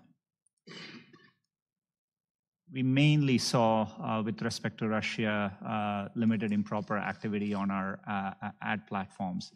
But in general, we are not a social networking company across the products we do. It's an area we haven't done well as a company. So we typically aren't connecting groups of people, and that's not how Google mainly works today. And so we haven't seen that kind of activities on our platforms, but we are vigilant and happy to share any findings which come through as we look into it more. So I also wanted to ask you a couple of questions about online creators of color, where mainstream media outlets often fail to cater to communities of color with relatable content or resolve lingering issues of underrepresentation or misrepresentation. Communities of color have sought out digital mediums to tell their stories, and in some cases, this has been very successful, and it's led to larger networks recognizing the talent, and in other cases, it's given a platform to voices that would otherwise be silenced. So I wanted to know what policies Google might be developing to put in place to ensure that the voice of online creators can expand. YouTube has a lot of community outreach programs. We partner with other organizations who do important work in this area. But today, when we look at YouTube, we do see a platform with a very diverse set of perspectives and opinions. It's partly the strength of the platform and the reach it provides to voices. And Could I get the information about your outreach, specifically who you do outreach to? That would be very helpful. We'd be very happy to do that. And I yield back my time to Representative Deutsch. Thanks. I thank my friend from California. Mr. Pichai, I just wanted to finish up. Again, appreciate you being here. And I wanted to follow up on something that the chairman started our hearing with, and that was a question about information collected by Google. I think the report that he referred to talked about information collected specifically on Android phones, even if those phones aren't on Wi-Fi or the cell service isn't on. Is that something that happens? Congressman, it's not clear to me how something when there is no connectivity would happen, but we haven't. I'm sorry. So I'm aware of those concerns. We haven't been able to substantiate those specific findings. You're looking into those findings, though? There's an area where we are, our goal is to, we're trying to help users with the information they want. Today, there are many cases, users give us feedback. Part of what we're trying to do is they want us to be location aware when they get there. No, I understand, but you're not aware of data being collected while the phone is not connected to either cell service or Wi-Fi. Yeah, there may be specific instances. For example, GPS may be working, and so it depends on the specifics. But in general, no. And so finally, the question is, if that information is, if that's possible, if you learn that it is happening, and I would love you to share that with us, if you learn that's happening, and the information then when the customer turns on his or her cell service, if that information is then sent back to your company on their data plan, a lot of people obviously have limited data plans. When you look at this, if you could also look at whether, when the information is sent back to the extent it's happening, that it might cause some people to go over their limits, thereby costing them more on their monthly bill, that would be helpful information as well. That's good feedback. We will. Okay. Thank you, Mr. Pichai. Thank you, Mr. Chairman. Chair recognizes the gentleman from Georgia, Mr. Collins, for 5 minutes. Thank you, Mr. Chairman, and thank you, Mr. Pichai, for being here. Look, there is an understanding, I think it's come across from everyone here, and it's a saying that I've sort of lived by most of my adult life, and I think most people get. Perception is reality. Now, you can disagree with the perception, you can disagree with the reality, but at a certain point in time, as you've even heard from many of the folks discussing on both sides of the aisle today, there's several perceptions that are going on what's being stored, what's not being stored, and how that is, or how that data and that privacy issue, and also the effects or the outcomes of the searches are made. Now, one of the other issues, not just Google itself, but also YouTube, there's another issue that I will not touch today, but probably will do some questions on, is the issue of content and the issue of how that is stolen in many cases and how that could be worked on. Those are issues we'll deal with in another setting. We've talked about this. But I want to go through several questions because it's been discussed a lot about what you collect and what you don't collect. So the next few questions will be yes, no questions. I'm not trying to trick you here. It's simply what do you collect and how do you collect it, okay? In dealing with Google, do you or do you not collect identifiers like name, age, and address? Yes or no? If you're creating an account, yes, and using an account, yes. Yes. Specific search histories when a person types something into a search bar? If you have search history turned on, yes. Device identifiers like IP address or IMEI? Depending on the situation, we could be collecting it, yes. GPS signals, Wi-Fi signals, Bluetooth beacons? Would depend on the specifics, but there may be situations, yes. GPS, yes. Yes, if you have location. Voice and conversations when using Google Voice products?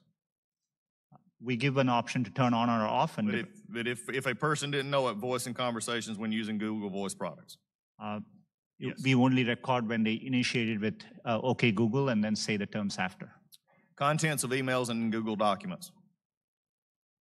We store the data, but we don't read or look at your Gmail. But you have access to them? As a company, we have access to them, yes. So you could? Saying you don't or don't. I'm not asking do you or don't. I'm saying you could, though there is a possibility. We have clear established policies on how we would do that data. And their privacy policy, speaking of that, has changed 28 times, including 8 times since January 2016. So I think the policies, and this is why I'm asking these questions. Is there any type or origin of data which Google would refuse to collect that is not already prohibited by laws like COPA or HIPAA? And there are many categories of information today. We are particular about anything to do with health data. Those are covered under those. Anything that you would not collect outside of the 2 that I named, which are generally accepted as things you cannot collect. There are many things which we don't collect. For example, we don't collect, you could have a product like Google Home, we won't collect conversations unless you specifically ask us to. So you ask a question. And so we definitely are very careful and minimize the data we need to provide the service back to our users. I'm glad you mentioned data minimization. We'll get to that in just a second. How long do you keep the data that you have captured?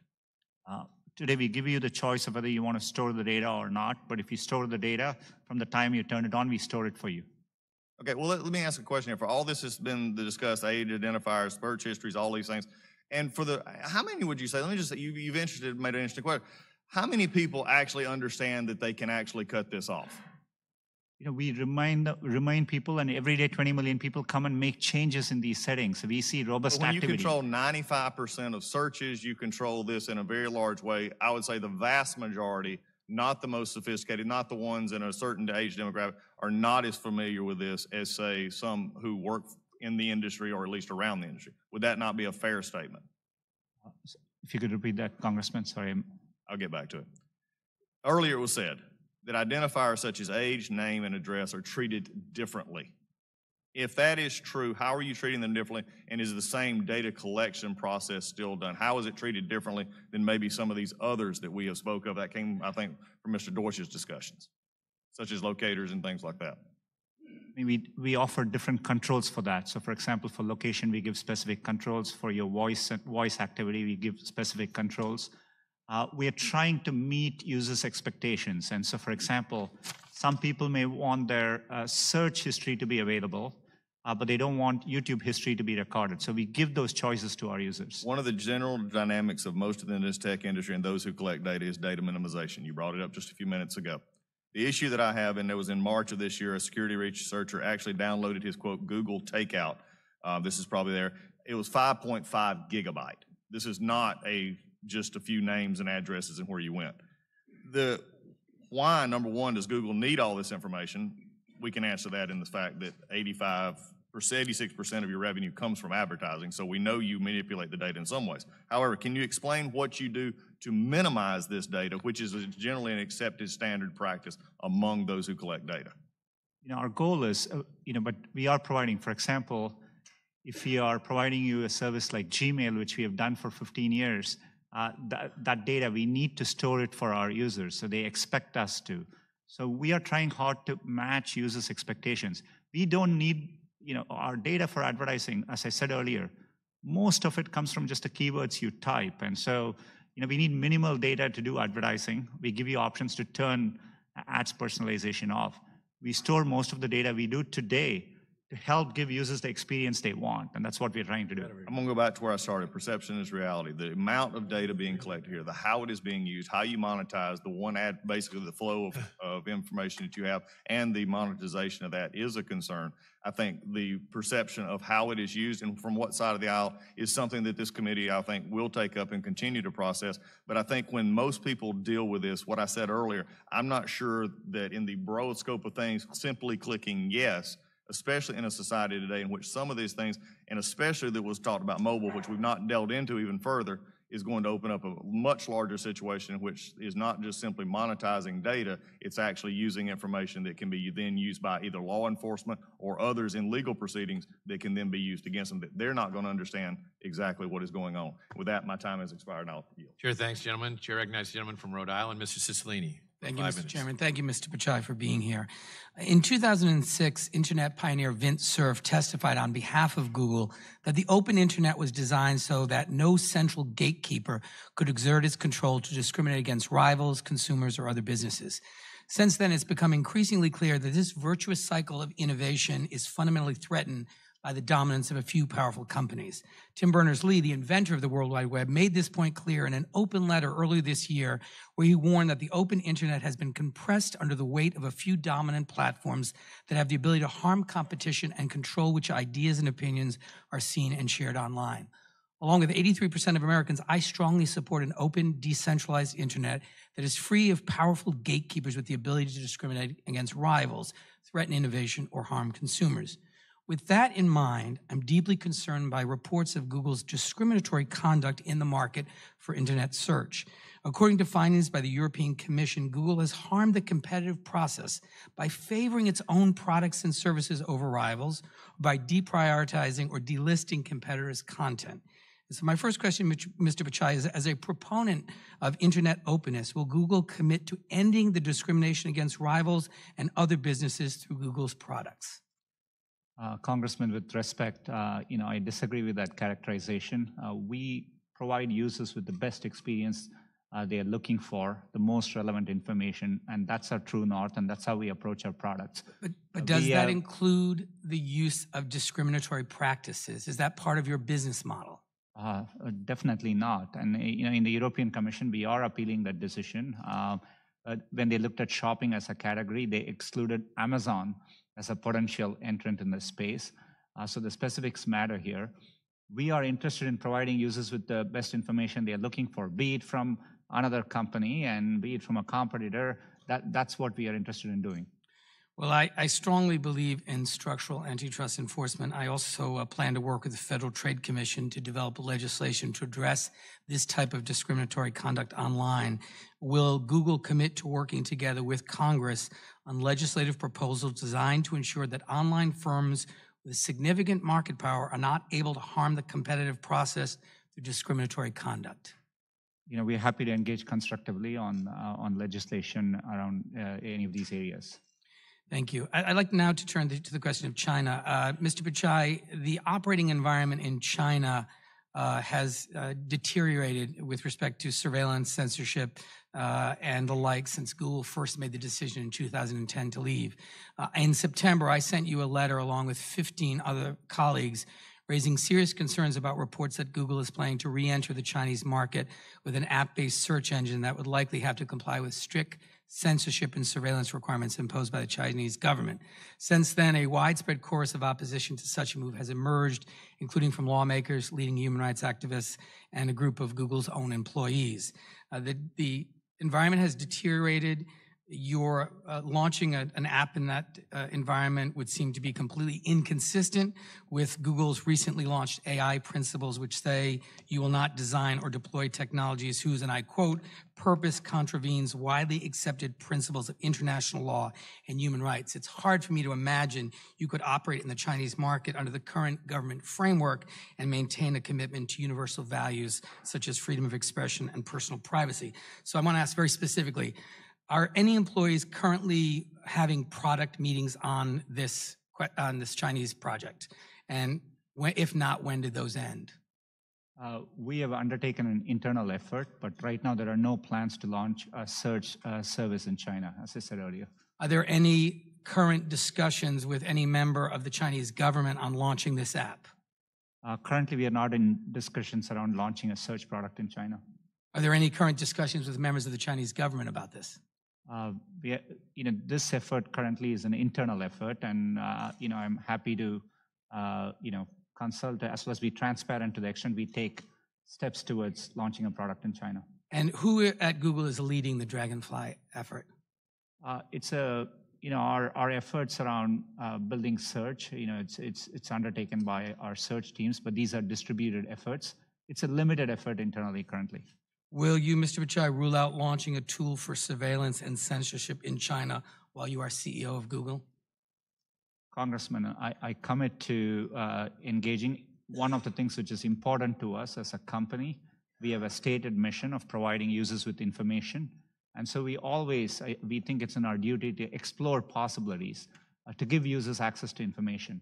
And, I have that commitment, but, as I said earlier on this, we'll be very thoughtful and we will engage widely as we make progress. Well, I appreciate that. And let me be clear, this goes beyond Google and frankly beyond China. At a moment of rising authoritarianism around the world, when more leaders are using surveillance, censorship, and repression against their own people, we're in a moment that we must reassert American moral leadership.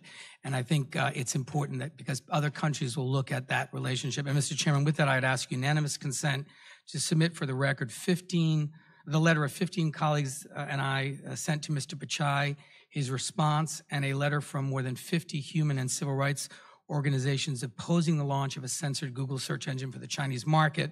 And would just note, Mr. Chairman, that in the submission of this for unanimous consent, the NGO letter reports that, and I quote, "The Chinese government is actively promoting its model of pervasive digital censorship and surveillance around the world. Many governments look to China's example, and a major industry leader's acquiescence to such demands will likely cause many other regimes to follow China's lead, provoking a race to the bottom in standards. It would also undermine efforts by Google and other companies to resist government surveillance requests in order to protect users' privacy and security, emboldening state intelligence and security agencies to demand greater access to user data." So the implications, Mr. Pichai, as you understand, are well beyond China. And I'd ask that they be made a part of the record. Without objection, so ordered. Chair now recognizes the gentleman from Florida, Mr. Getz.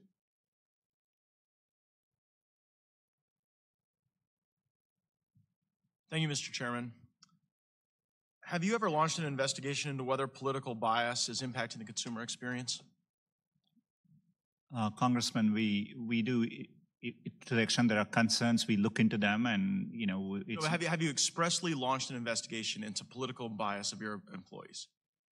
On our employees, you said? Yes. To the extent, we always take any allegations around code of conduct across every issue seriously, and we look into them.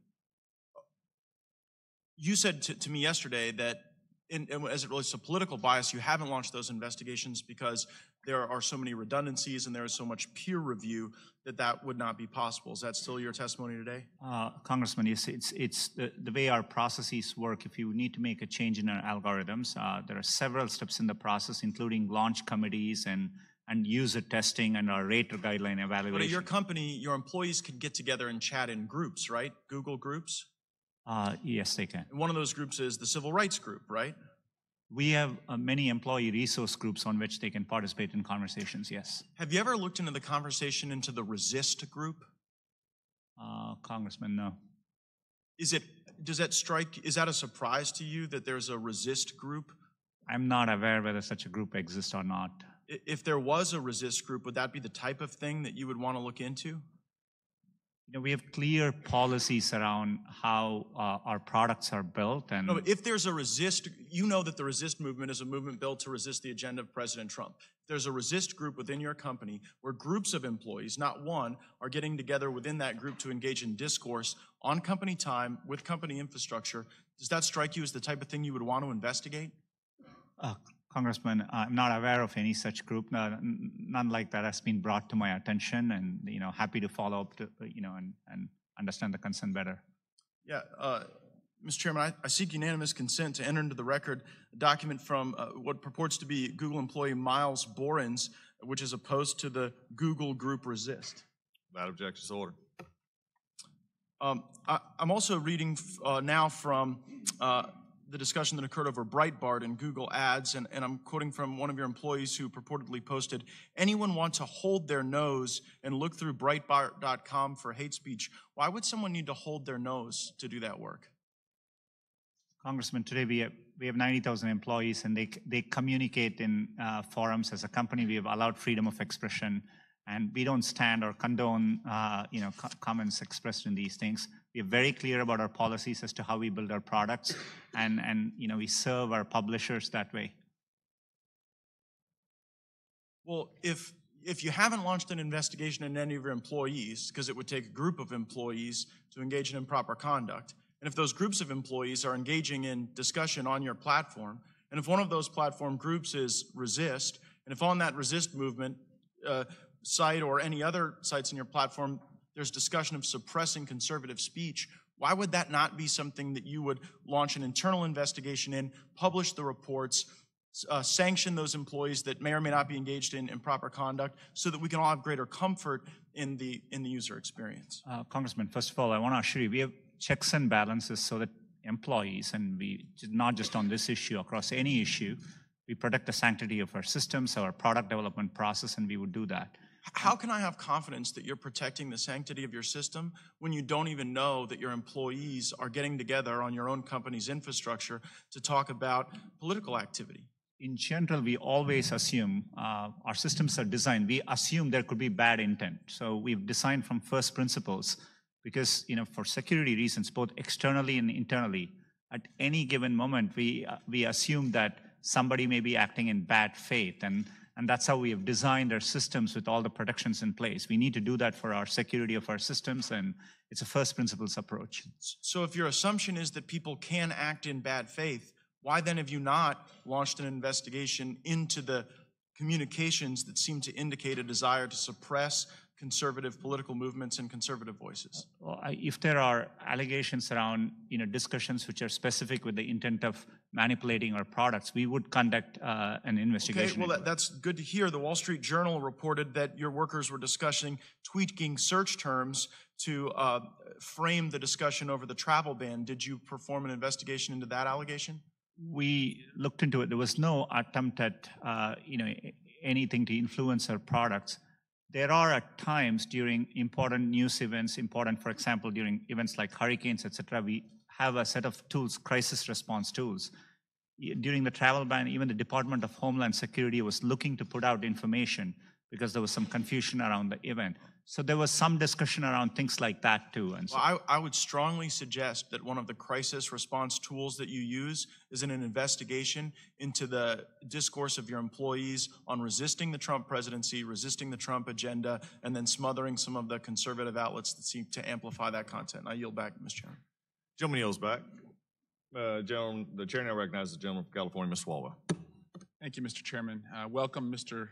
Pichai. I represent a congressional district in the San Francisco Bay Area where a number of my constituents work at Google and was hoping we could dive into some concerns that I hear from them, but also that I hear from constituents who just have concerns about privacy. Does the United States need a national privacy law? Congressman, I'm of the view, given how important privacy is, that we are better off with more of a single overarching. Excuse me, would you mind moving the microphone in front of your mouth so we can hear you better? Thank you. Thank you. I'm of the opinion that we are better off with more of an overarching, data protection framework, which for users, and I think that would be good to do. And in Europe, just last year, they implemented the General Data Protection Regulation, known as GDPR, and the goals were for consumers to know, to understand, and consent. And would you agree that if there was a framework in the United States to have a national privacy law, that would be the critical framework to have: know, understand, and consent? We have had quite a bit of experience now working with GDPR, and we have done it for many, many months. And, I think there are, I think it's a well thought out, crafted piece of legislation. I do think there's some value for companies to have consistent global regulations. I think it's also important for users as they navigate services globally. And so I do see value in aligning where we can. Mr. Pichai, as part of Russia's attack on our democracy in 2016, it used ads on your platform, on Facebook's platform, on Twitter's platform, and money was provided in rubles and from Russia addresses. What has Google done to make sure this doesn't happen again? And just last week, Secretary Mattis confirmed that Russia continued its attack on our democracy in the most recent midterm elections.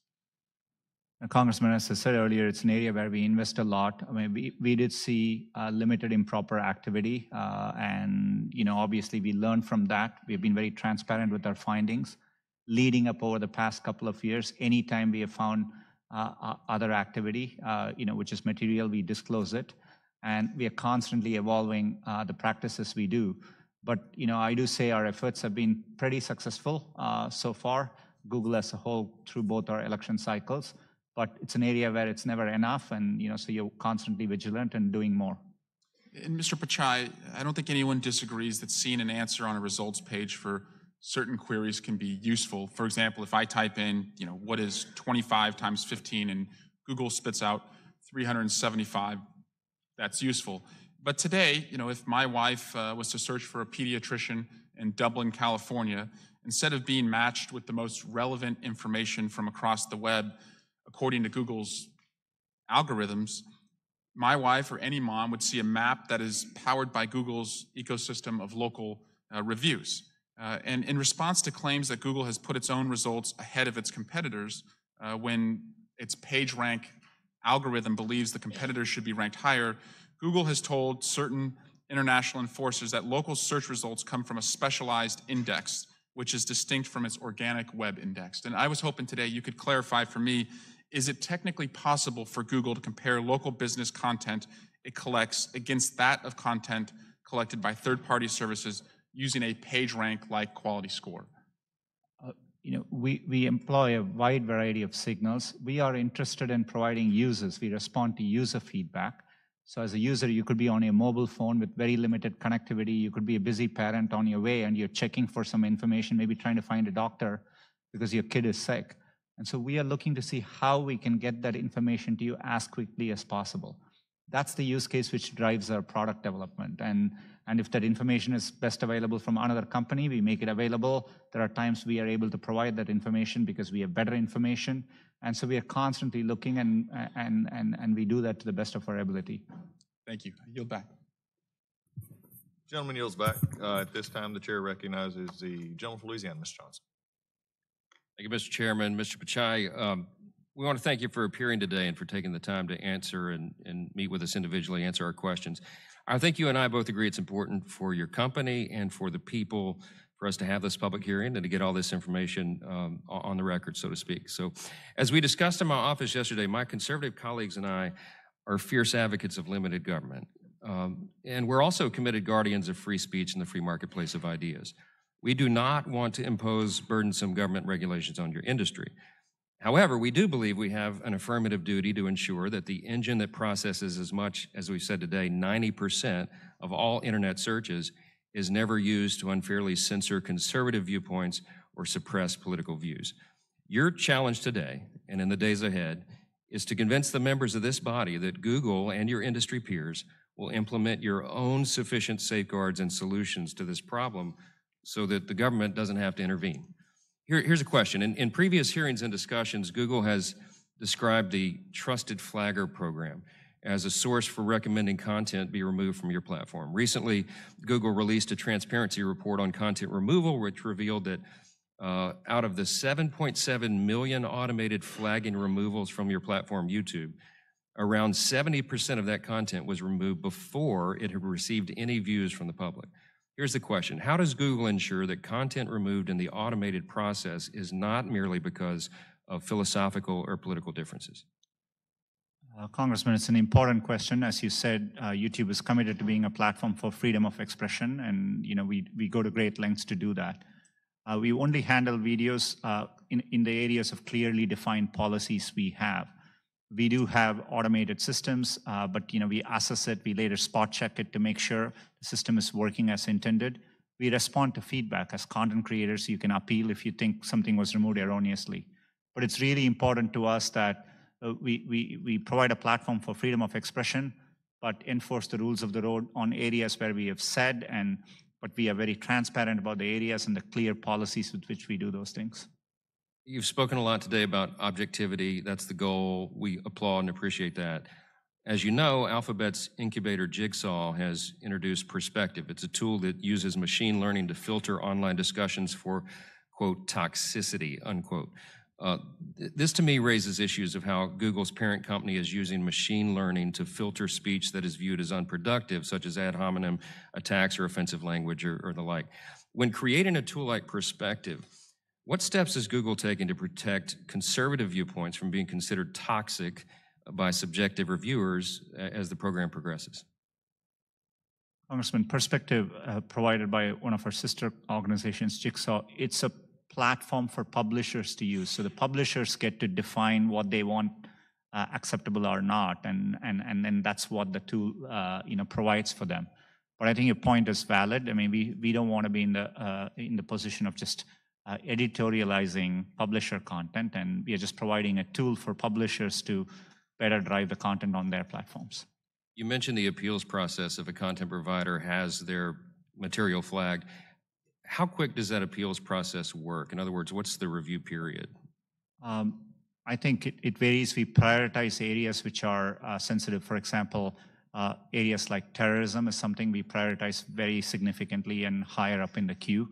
But we are ramping up our resources, and our goal is to do it as soon as possible. But sometimes it can be a matter of hours. If it's areas around copyright, we have implemented Content ID. We have a system by which we can automatically detect and respond right away back to copyright owners. So it's a constant work in progress.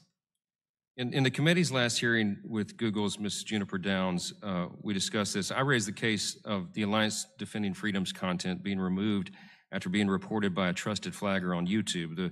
The flagging organization was the Southern Poverty Law Center, which has a kind of an infamous reputation for being, I would say, a radical left organization that opposes conservative viewpoints. What criteria does Google use when granting trusted flagger status to third parties such as the SPLC?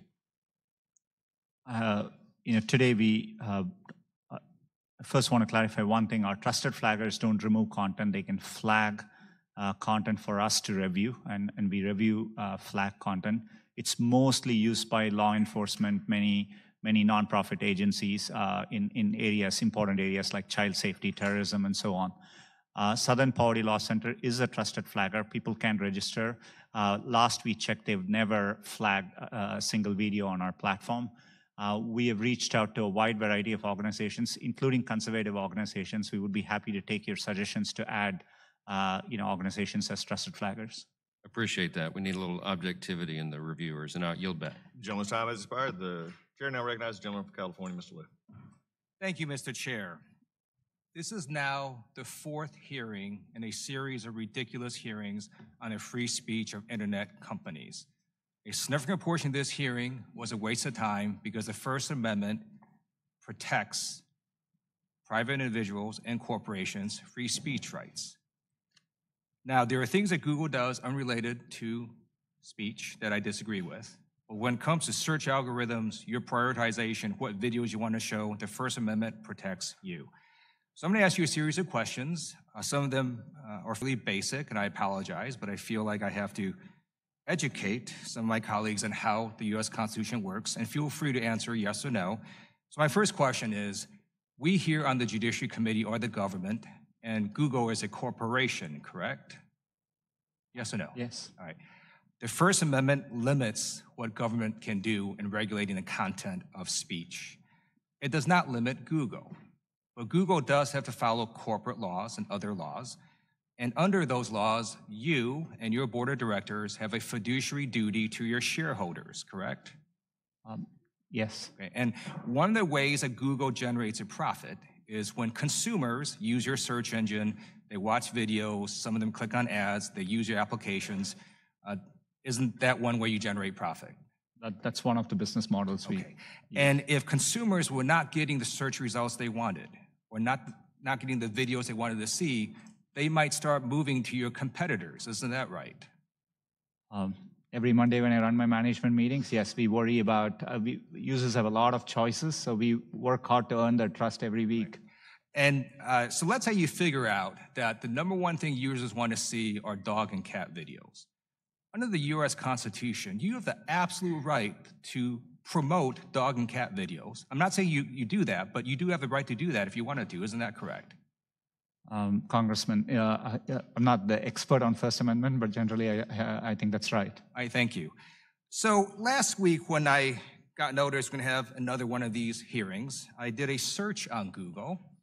I searched for Congressman Steve Scalise. He is a Republican. And I hit the news tab.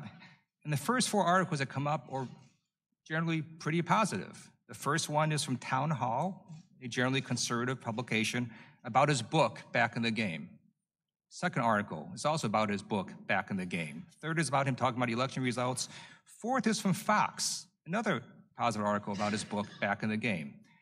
You don't have a group of people at Google, they're sitting there thinking, hey, we like Steve Scalise, so we're going to generate positive articles on these search results. That's not what's happening, right?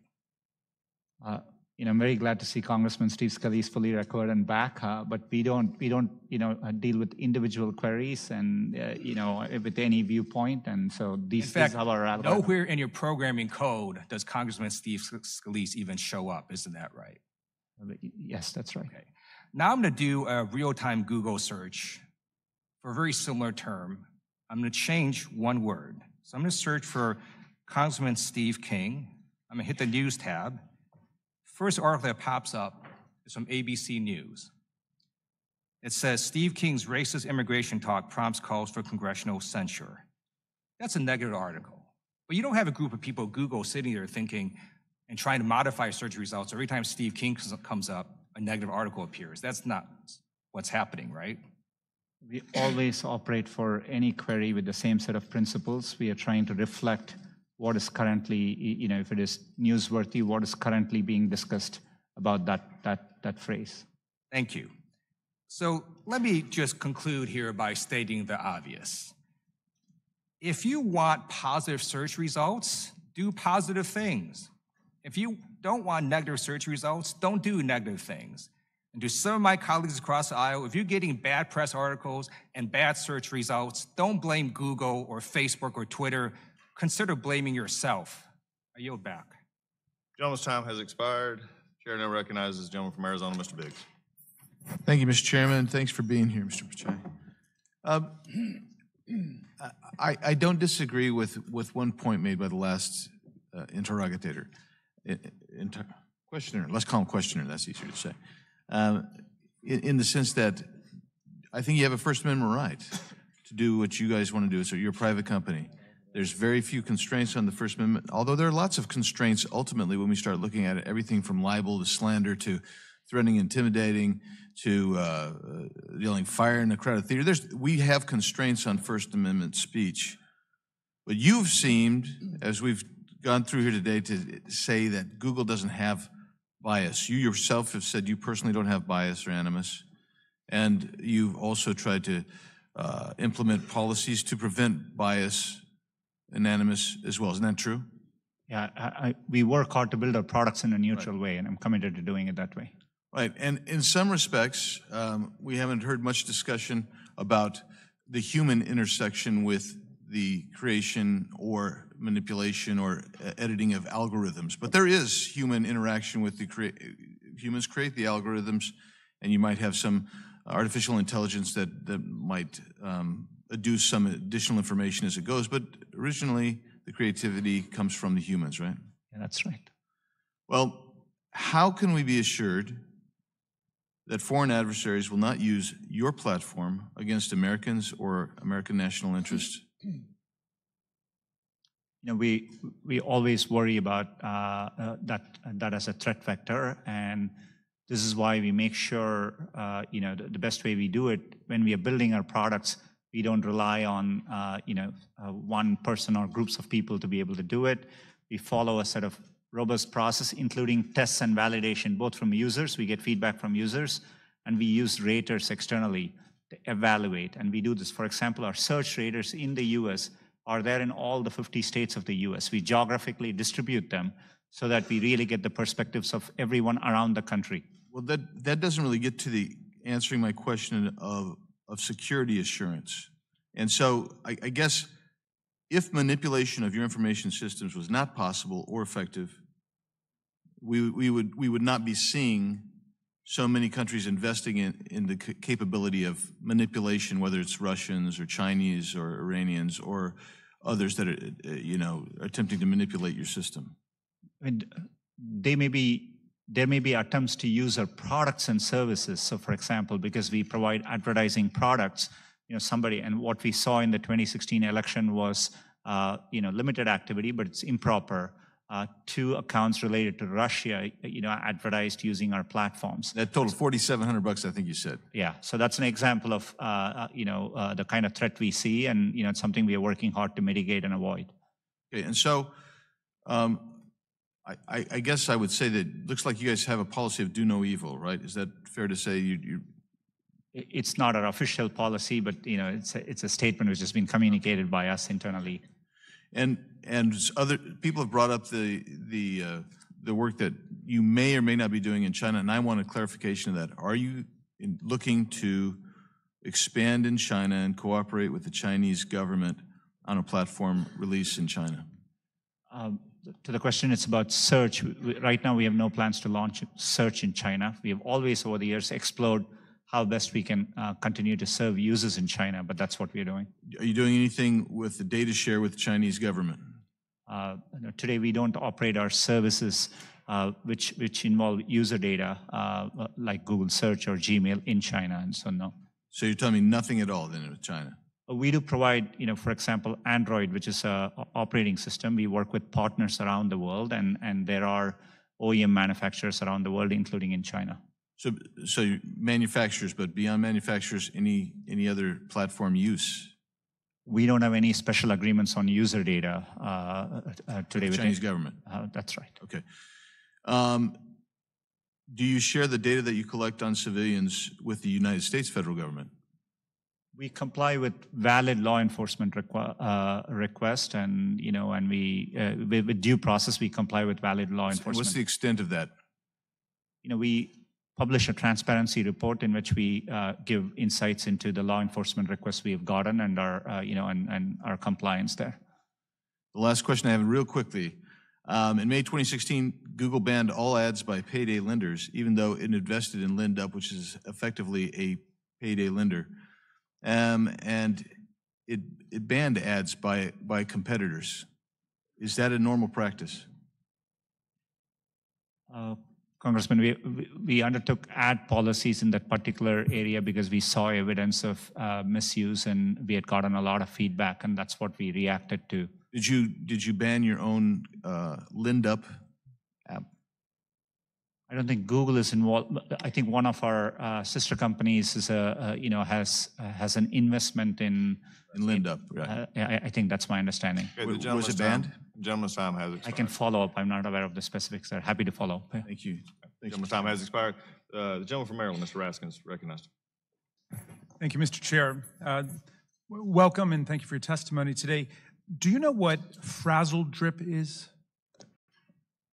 I'm not aware of the specifics about it. I heard some references about it from my team over the past 24 hours.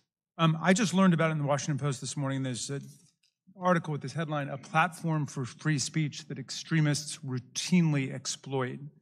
And in it, the article explains that the recommendation engine for YouTube, which is owned by Google, correct?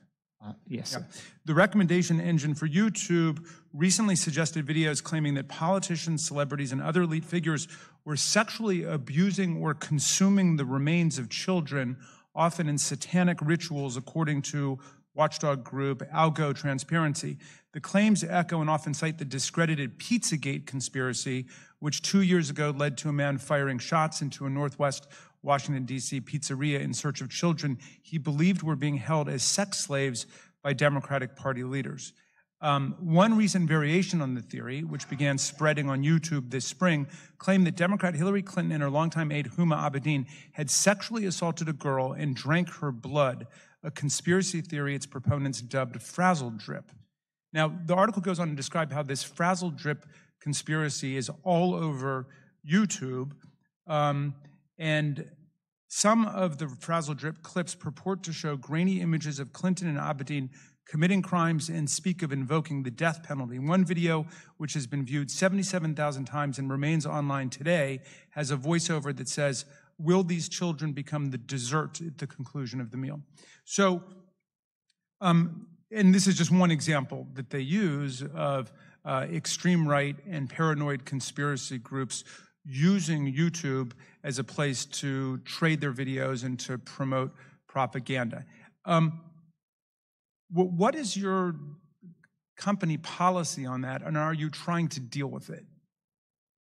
We are constantly undertaking effort to deal with misinformation, but we have clearly stated policies, and we have made lots of progress in many of the areas where over the past year. So, for example, in areas like terrorism, child safety, and so on.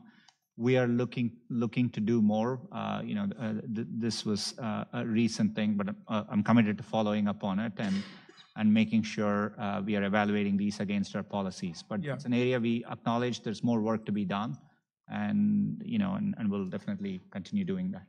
One of the videos discussed included images of a body on a table before restrained children and of Hillary Clinton with a bloodied mouth and fangs claiming that she and Abedin drank the blood of their victim. That was removed, but then another consisting of an exact copy of the video remained online, or apparently remains online. Is your basic position that this is something you want to try to do something about, but basically there's just an avalanche of such material and there's really nothing that can be done, and it should be buyer beware or consumer beware when you go on YouTube? We do grapple with difficult issues. Maybe we have to look at it on a video by video basis, and we have clearly stated policies. So we would need to evaluate whether the specific video, violates any of our policies. And we do strive to do it for the volume of content we do get. And we get around 400 hours of video every minute. But it's our responsibility, I think, to make sure YouTube is a platform for freedom of expression, but it's responsible and contributes positively to society. Some of my colleagues are upset about negative references to Donald Trump, not Hillary Clinton or not Barack Obama. And obviously, one potential strategy today is to try to heckle you into somehow playing favorites with Donald Trump and Republicans. I think that would be a silly and ridiculous takeaway from this. On the other hand, there is material which is a true public danger. You've got a right to have whatever politics you have. I mean, we could subpoena Fox News and bring them in here and beat them up about how 90% of the references on Fox News to Barack Obama or Hillary Clinton are negative, but they've got that right under the First Amendment. You've got a right under the First Amendment to have whatever political views you've got. But I think the point at which it becomes a matter of serious public interest is when your communications vehicle is being used to promote propaganda that leads to violent events, like the guy showing up within the Pizzagate conspiracy case. And so I guess my question is, are you taking that threat seriously? Gentleman's time is expiring, but you can answer the question. Thank you. We have very clear policies against hate speech, things which could incite harm or hatred or violence. And that's an area where we are clearly taking a lot of action. But I want to acknowledge there is more work to be done. And with our growth comes more responsibility, and we are committed to doing better as we invest more in this area. Thank you, Mr. Chairman. Thank you. The chair now recognizes the gentlelady from Georgia, Ms. Handel. Thank you, Mr. Chairman. Thank you very much for being here, Mr. Pichai. For years, a Federal Trade Commission on a bipartisan basis has affirmed that precise geolocation information is considered highly, highly sensitive, and that consumers must opt in to that. Do you agree with that? Yes, I agree with that. Do you think there's other information, privacy information of consumers that should also be required to have opt-in versus opt-out? In general, I think a framework for privacy in which users have a sense of transparency, control, and choice, and have clear understanding of the trade-offs they need to make, I think is very good for consumers, and we would support that. Okay. And speaking of privacy and transparency, I'm trying to understand the difference between a paying customer for the Google Suites versus the free Gmail. So when it comes to data collection, are the criteria and the rules the same if you're on Google Suites versus Gmail? Google Suite is a broader suite of products than Gmail alone. We have very specific policies around Gmail. In general, we don't, as a company, we don't read your Gmail unless we have express consent from you, for example, to investigate security or abuse related to an account. On G Suite, we provide G Suite across many instances. We have clear policies against that too. We don't use... Right, but what I'm asking is, are the policies different? We don't distinguish between, so for example, today we provide G Suite for free to many educational institutions. We don't use that data from within G Suite for advertising. You collect it. Well, we store, G Suite involves user documents, be it documents or Gmail. So we store it for the user so that they can access it. And no one in your company has access to it. people, Or they do have access? we have policies that they cannot access it unless they have specific consent from the user for a specific situation. What would be one of those reasons? For example, you may want to investigate fraudulent activity related to your account, and we may ask for your permission to do that. There may be a valid law enforcement requirement which we have to comply with. All right. I'm going to go back to Google Takeout, which my colleague from Georgia asked about earlier. I would say that the average person probably has never heard of Google Takeout until recently. So when did it become available? We started this effort, I'm aware of it as early as over 10 years ago, and we started building for many of our products. We started an office in Chicago with the express goal of providing users with this takeout capabilities. I think we were quite unique in starting to work on that as a company, but there's more effort we plan to do there. Who has access to it? This is for users. So for example, if you decide to stop your Gmail account and you go with another email provider, being able to take your Gmail data with you, and that's what it's designed for. And Takeout so- is for users, yeah. But no one from within Google or any other place can come in to Google Takeout and get your information. No, it's expressly designed for consumers to take their data with them. I understand what it's designed for. I'm asking who practically can get access to it. We have very strict limitations on access to sensitive. Oh, so it's more than just if I were going to Google Takeout for Karen Handel, I'm not the only person who has access to my Google Takeout? You are the only person who can take out your data, but I'm just saying, you asked about internal systems. We have clear policies. Employees can't go looking at user data unless there are a narrow set of circumstances which may involve either consent from the user or legal situations, etc. All right. Is it free? It's takeout. Your data? Yeah, it's free. So when a person takes their data out or they want to go through and clean up privacy and they delete, is it really deleted or is it just hidden? Depending on the service, if you're terminating your account and you delete the data, it will take some time, and we communicate that to propagate through our systems and get removed, but we follow through on that. But it's deleted. It's not just hidden from sight. It's deleted. That's Okay, right. one last question. You said that your company embarked on an initiative to register people to vote. How did you do that, and who did you target, and in what states? So for example, during registration windows, we highlight, we give people information about where to register. We do these things representatively for all our users across the US. And all indications are that the participation is uniformly high across our user base. So we do this with the express goal of.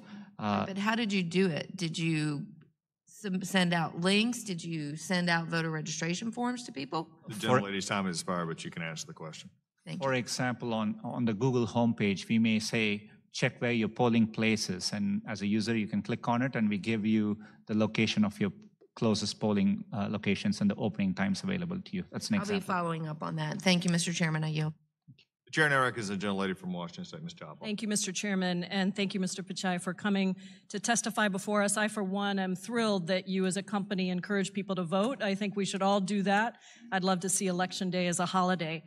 I've been deeply concerned for some time about employers mandating forced arbitration rather than allowing for people to pursue justice. And forcing people into arbitration when they've already experienced a violation of their basic rights, I think, is a deep injustice, and it subjects people who have already been victimized to further victimization. And we've seen research that shows that it discourages people from coming forward to report abuses to begin with. There are very successful companies in your field, including companies like Salesforce, that have thrived while foregoing forced arbitration contracts and clauses. And I think that we can all agree that the argument that eliminating forced arbitration threatens innovation should be dismissed out of hand. Eliminating forced arbitration has been a shared priority by my colleagues on this committee, as evidenced by the fact that our ranking member, Jerry Nadler, as well as Hank Johnson, David Cicilline, and I have all introduced legislation to end the practice. And I was very heartened to see that Google ended forced arbitration, but only in the context of sexual harassment.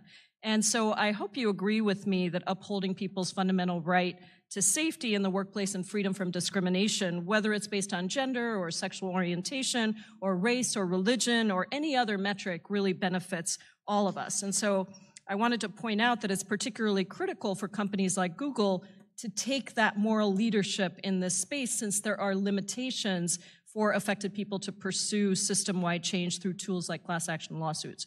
And I recognize that this is not exclusive to Google and that it extends to many, many other employers. But since you're here before the committee today, which has jurisdiction over this issue, I want to ask you if you will voluntarily commit to expanding the policy of ending forced arbitration for any violation of a person's rights, not just around sexual harassment, but really for all of your employers and your contractors. Congresswoman, thanks for the question. It's an important area. One thing, if I could clarify, today our arbitration agreements don't require any confidentiality provisions. That's how we have done it. But as you mentioned, for sexual harassment, we agreed that it should be up to the employees, and we gave them a choice. We are definitely looking into this further. It's an area where I've gotten feedback personally from our employees, so we are definitely reviewing what we could do. And I'm looking forward to consulting and happy to think about more changes here. Well, we'd love to work with you on that. I think that this really, for people who are listening to this hearing that may not understand this, basically when you sign a contract, as we saw with sexual harassment, some employees don't even know what they're signing away, but they're signing away their ability to actually pursue claims in the justice system by going to forced arbitration. And so I think that this is very, very important. I think your point about confidentiality is important, but that's not the issue here. That is about transparency, but it's not about the basic right of somebody to seek access to due process and to justice in the courts. So what stage are you at in advancing the issue of ending forced arbitration, both on the sexual harassment side, but also in terms of the process for looking at it more broadly? How do we have a timeline? How do we engage with you to make sure that you endorse our legislation as we move forward in the next Congress? We've already enacted the changes for forced arbitration, for giving arbitration as an option for employees for sexual harassment. We are definitely reviewing what more we could do in this area. I'm definitely happy to have my office follow up as they're thinking about it to get your thoughts on it. And we are definitely committed to looking into this more and making changes. Thank you. The other issue I wanted to just raise in my last minute is moderating hate speech. And this has come up in a number of different ways, and we appreciate the work that you have done, particularly with YouTube. I know we had Alex Jones in the room earlier, but I think promoting conspiracy theories that are patently false and result in real harm is a problem. Do you agree with the UN High Commissioner for Human Rights assessment that social media played a role, for example, in perpetuating genocide against the Rohingya? And what is Google's responsibility to moderate hate speech on your platforms? We feel a tremendous sense of responsibility to moderate hate speech. We've defined hate speech clearly as inciting violence or hatred towards groups of people. It's absolutely something which I think we need to take a very strict line on, and we've stated our policies clearly, and we are working hard to make our enforcement better, and we have gotten a lot better, but it's not enough, and so we are committed to doing more here. Well, we really look forward to working with you on that. And before I yield back, Mr. Chairman, let me just take a point of personal privilege to say I was born in the same state as you in India, and I'm excited to see you leading a company and continuing to show that immigrants to this country contribute great value in spite of some of the rhetoric we hear. Thank you, Mr. Pichai. I yield back. Gentlelady's time has expired. The now chair recognizes the gentleman from Pennsylvania, Mr. Rothfuss. Thank you, Mr. Chairman. Mr. Pichai, thank you for being here. I appreciated the reference to Pittsburgh in your opening testimony. Great to have you in a part of our community there. Your company really should be held out as a success story of America's free enterprise system. Google has very powerful products and services. There is a saying that goes with great power comes great responsibility. I think you realize that. I want to talk a little bit about these allegations of bias that have been out there. I've seen the media reports about a few Google engineers lamenting the 2016 election results. Then they discussed potentially manipulating search results that would favor some political viewpoints in the future. On a hypothetical level, those Google engineers believe that they had the power to influence an election. Do you think Google's products and services are powerful enough that they can sway public opinion to tilt an election if the company wanted to? Are your products that powerful? Congressman, today we see users get information from a wide variety of sources, and while Google is a big player in search, search is just one of the ways in which people get information. They get it from social networking sites. Do you think that your products are that powerful? That's not the way I think about it when we are building the products. You know, we constantly worry about the areas where we are not doing well, and we're looking to do better.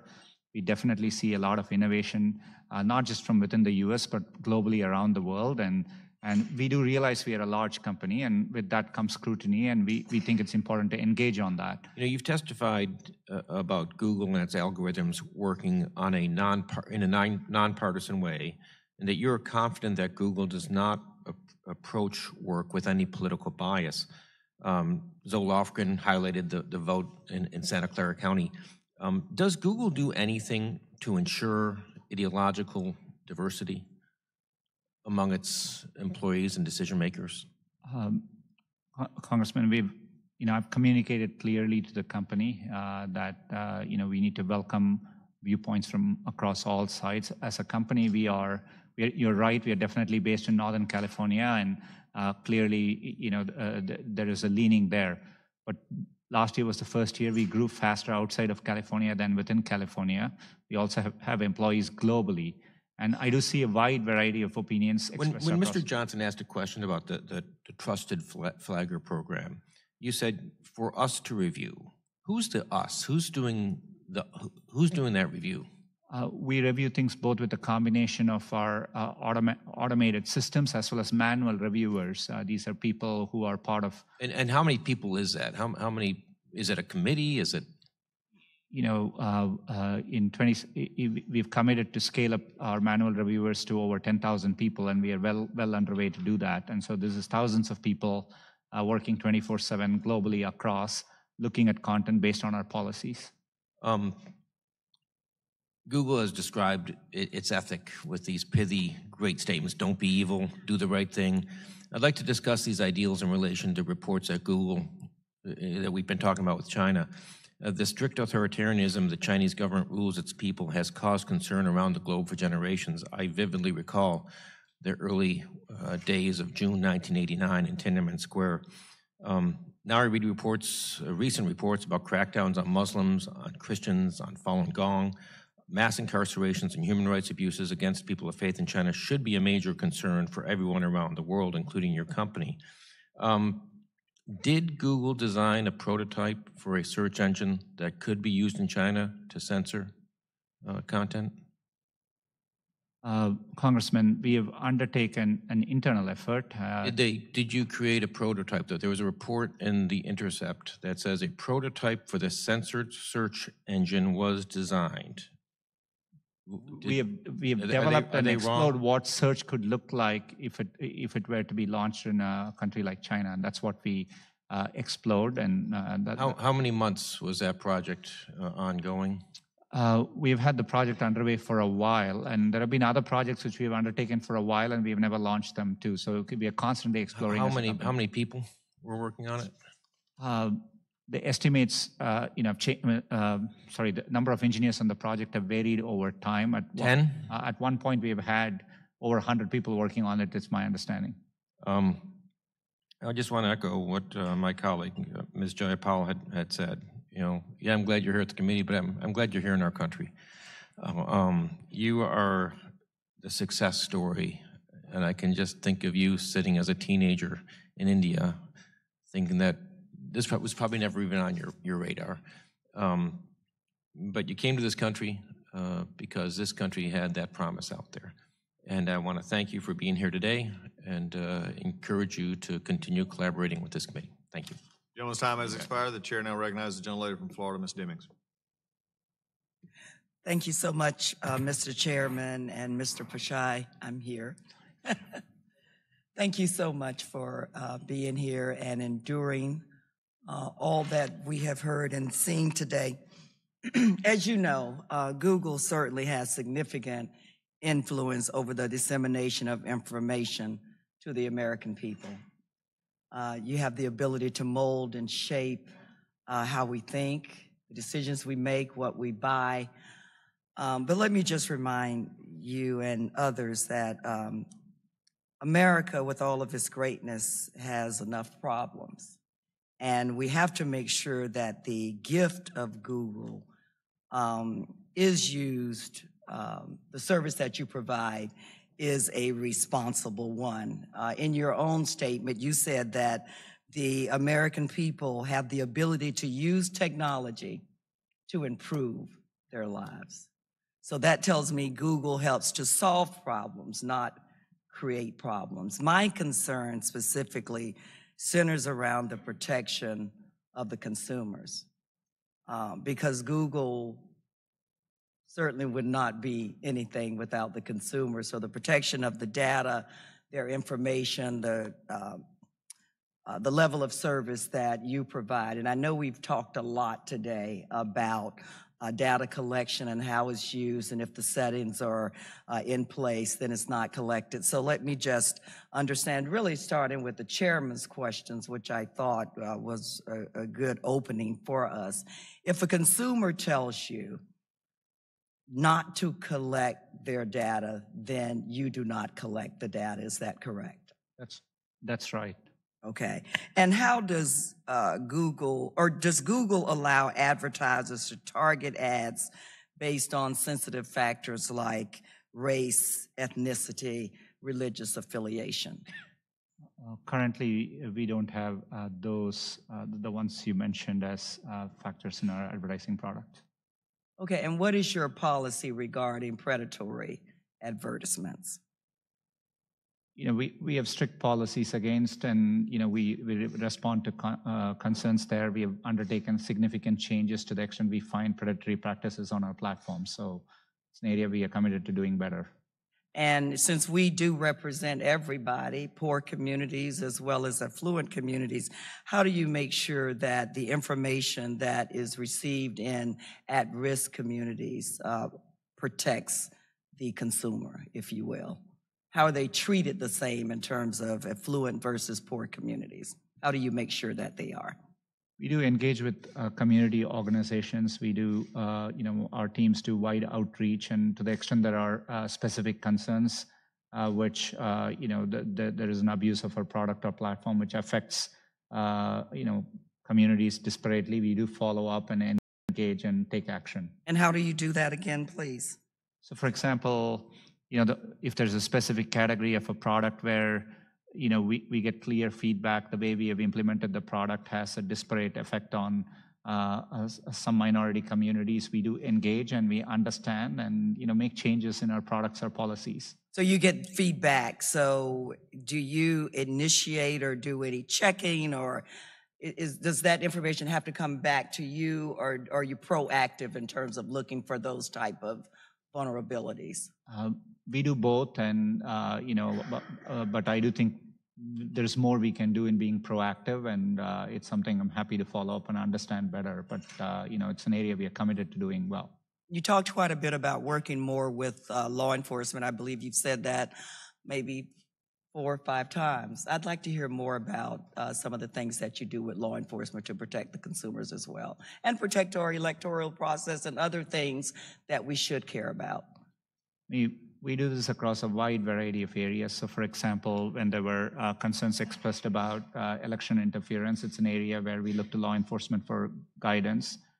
Areas like child safety is an area where we actively collaborate with law enforcement agencies. So, fraud, malware, and depending on the area, we engage and we support them through efforts they are trying to do. The opioid crisis is a good example of an area where we are doing a lot of work with law enforcement. What do you think is the main area where Google could improve to better help the consumer?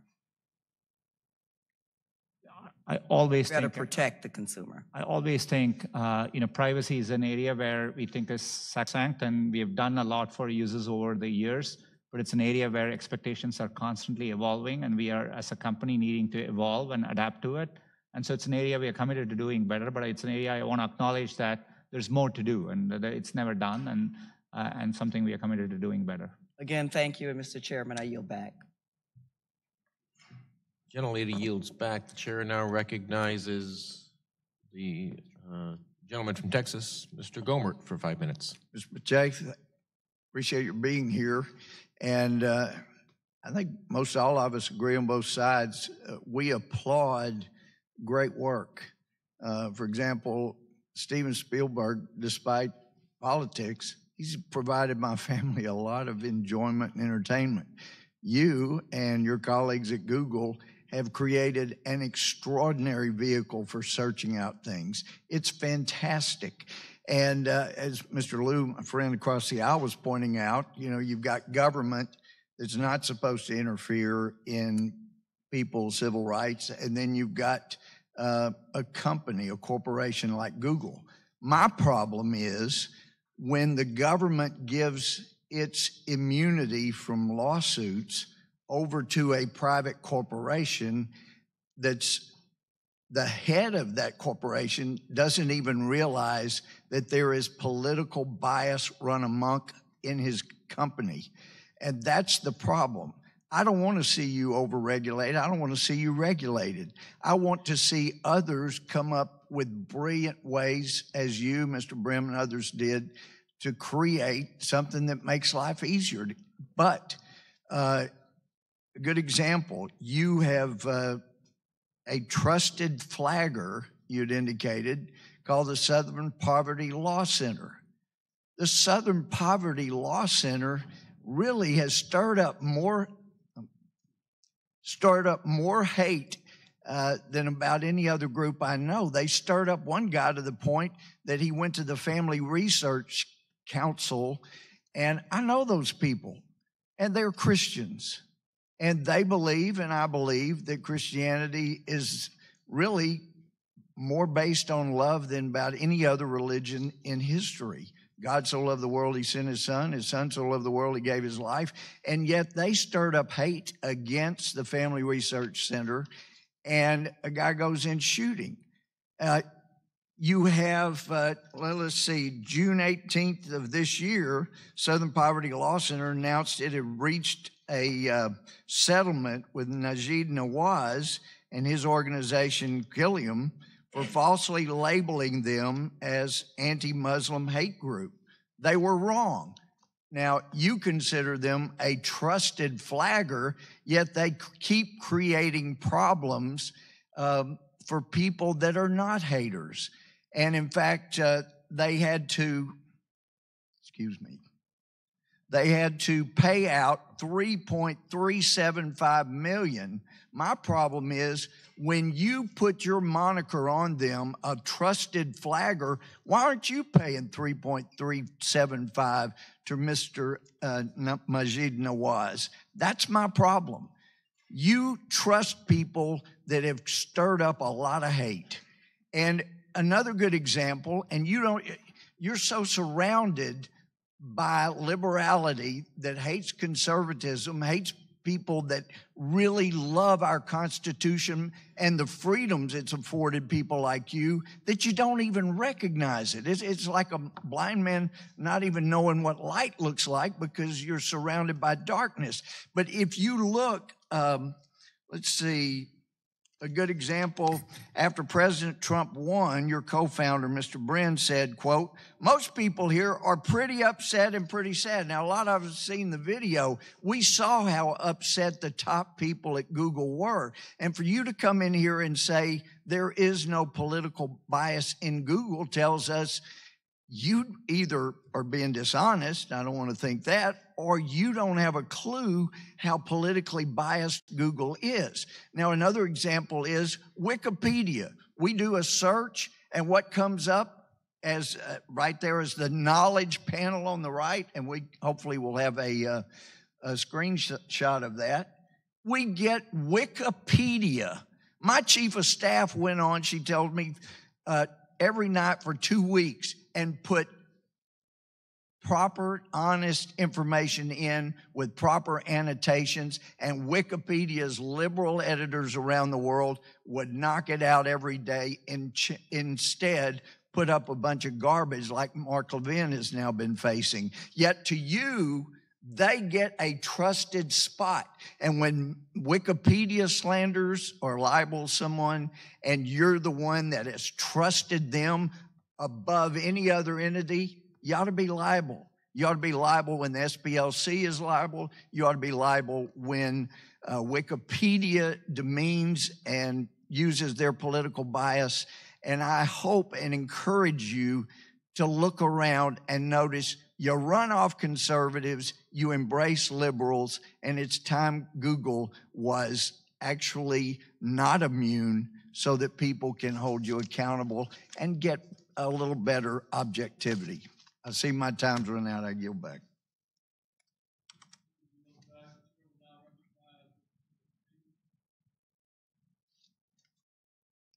Thank you, Mr. Chairman.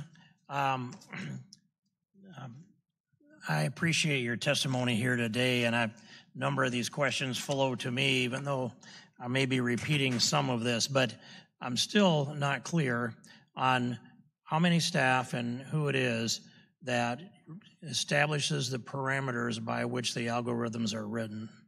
Can you tell me about how many staff that is and how that works? Congressman, today it's our search team, which works on the core of our search teams, and it's well over 1,000 people. I'm happy to elaborate more, but it's thousands of people. That's close enough conceptually. And when you hire them, are there people coming in from the outside? Or are they brought up from internally? What's the typical path to this roughly 1,000-person search team? It's a combination of both, but senior-most engineers on our search team typically tend to have been in the company for a very long time. Mm-hmm. And so most of the time you will know them from having worked with them. Do you go into their social media to try to determine what they might be doing on social media? Normally we don't. As a company, we have allowed people to express themselves, but we make it clear that how we build our products is done with great care and thought, focused on giving users the information they are looking for. But this team of roughly 1,000, they're the people that write the parameters by which those who write the algorithms write the algorithms. That's roughly correct, yeah. Uh-huh. And so there isn't really any look at what their private lives are, either or their public social media is not examined by the company. And does anyone outside of Google know who these 1,000 people are? We don't examine their personal activities, and there are some senior people do participate in conferences and meetings outside, and they're known to the outside community. And we're watching people whose social media has knocked them out of some pretty high positions in life. Almost every week there's one or more whose social media, this week, a couple of them that I can think of just in the last 24 or 48 hours. But I'm going to make this point, and I believe I've made it with a number of the internet companies that have been sitting here at this table in the past. What we're at with situation here is that there's a very strong conviction on this side of the aisle that the algorithms are written with a bias against conservatives. The people on the other side don't agree with that because, of course, it benefits them. But what we don't know are who are these 1,000 people, and we don't know what their social media looks like. But we do know that the people that come from that county are about 80% supporters of Hillary Clinton, if I listened to the gentlelady from California correctly. And so that would be a built-in bias if I know people from California and know their politics from California, and I think I do. So we've got, at least theoretically, a built-in bias that's here. It's not being examined. We're not examining the social media. How would you expect that you could get to an objective result, which you said that, we build our products in a neutral way, but that doesn't mean that your product comes out neutral. So how would you expect to get to an unbiased result with a built-in formula that I've described that I don't think you object to or disagree with?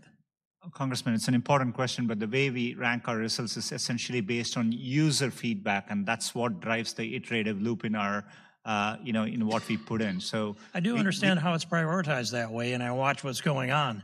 But I made this point that if we don't know who the 1,000 are, and we can't look at their social media, and we can't see the algorithms to understand the results of the work they're doing behind closed doors, and yet the public believes that it's an open forum where there's a balanced exchange of open access for information. Of course, it's not. And so I have said, we either need to know who they are and look at their social media, and if that doesn't solve this problem, next step then is publish the algorithms. If that doesn't happen, then the next step on the line is Section 230, the amendments to Section 230. And the step on the line beyond that is a Teddy Roosevelt step. Now, I'm looking with Mr. Gohmert. I don't want to regulate anything, but neither do I want to see a society that's so polarized and so divided and so loaded that the will of the American people can't be expressed in the ballot box. That looks like either where we are or the direction we're going. And I would just finish it with this. I have a 7-year-old granddaughter who picked up her phone before the election, and she's playing a little game, kind of game a kid would play, and up on there pops a picture of her grandfather. And I'm not going to say into the record what kind of language was used around that picture of her grandfather, but I'd ask you, how does that show up on a 7-year-old's iPhone who's playing a kid's game? Congressman, iPhone is made by a different company, and so, I mean... It might have been an Android. It's just, it was a hand-me-down of some kind. I'd ask... I'm happy to follow up and understand the specifics. There may be an application which was being used, which had a notification, but I'm happy to understand it better and clarify it for you. Okay, thank you for your testimony, and yield back the balance of my time. Appreciate Chairman. it.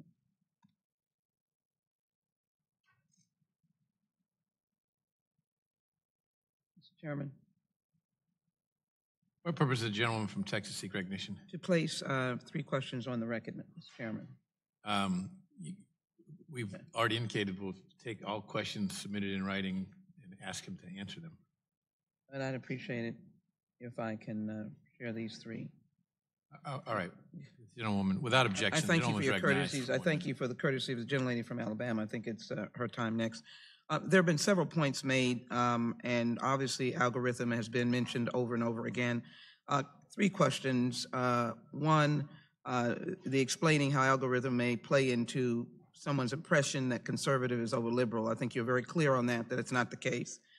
In addition, your clarification on China and engaging in any activities to censor those individuals. And number 3, the algorithms, again, about your products may be a proprietary, may be a priority over others, and any explanation as to how that is, in fact, if you represent it to be not true, or how that might be perceived that happens. Your products, Google products over others, and how algorithms may play a part into that.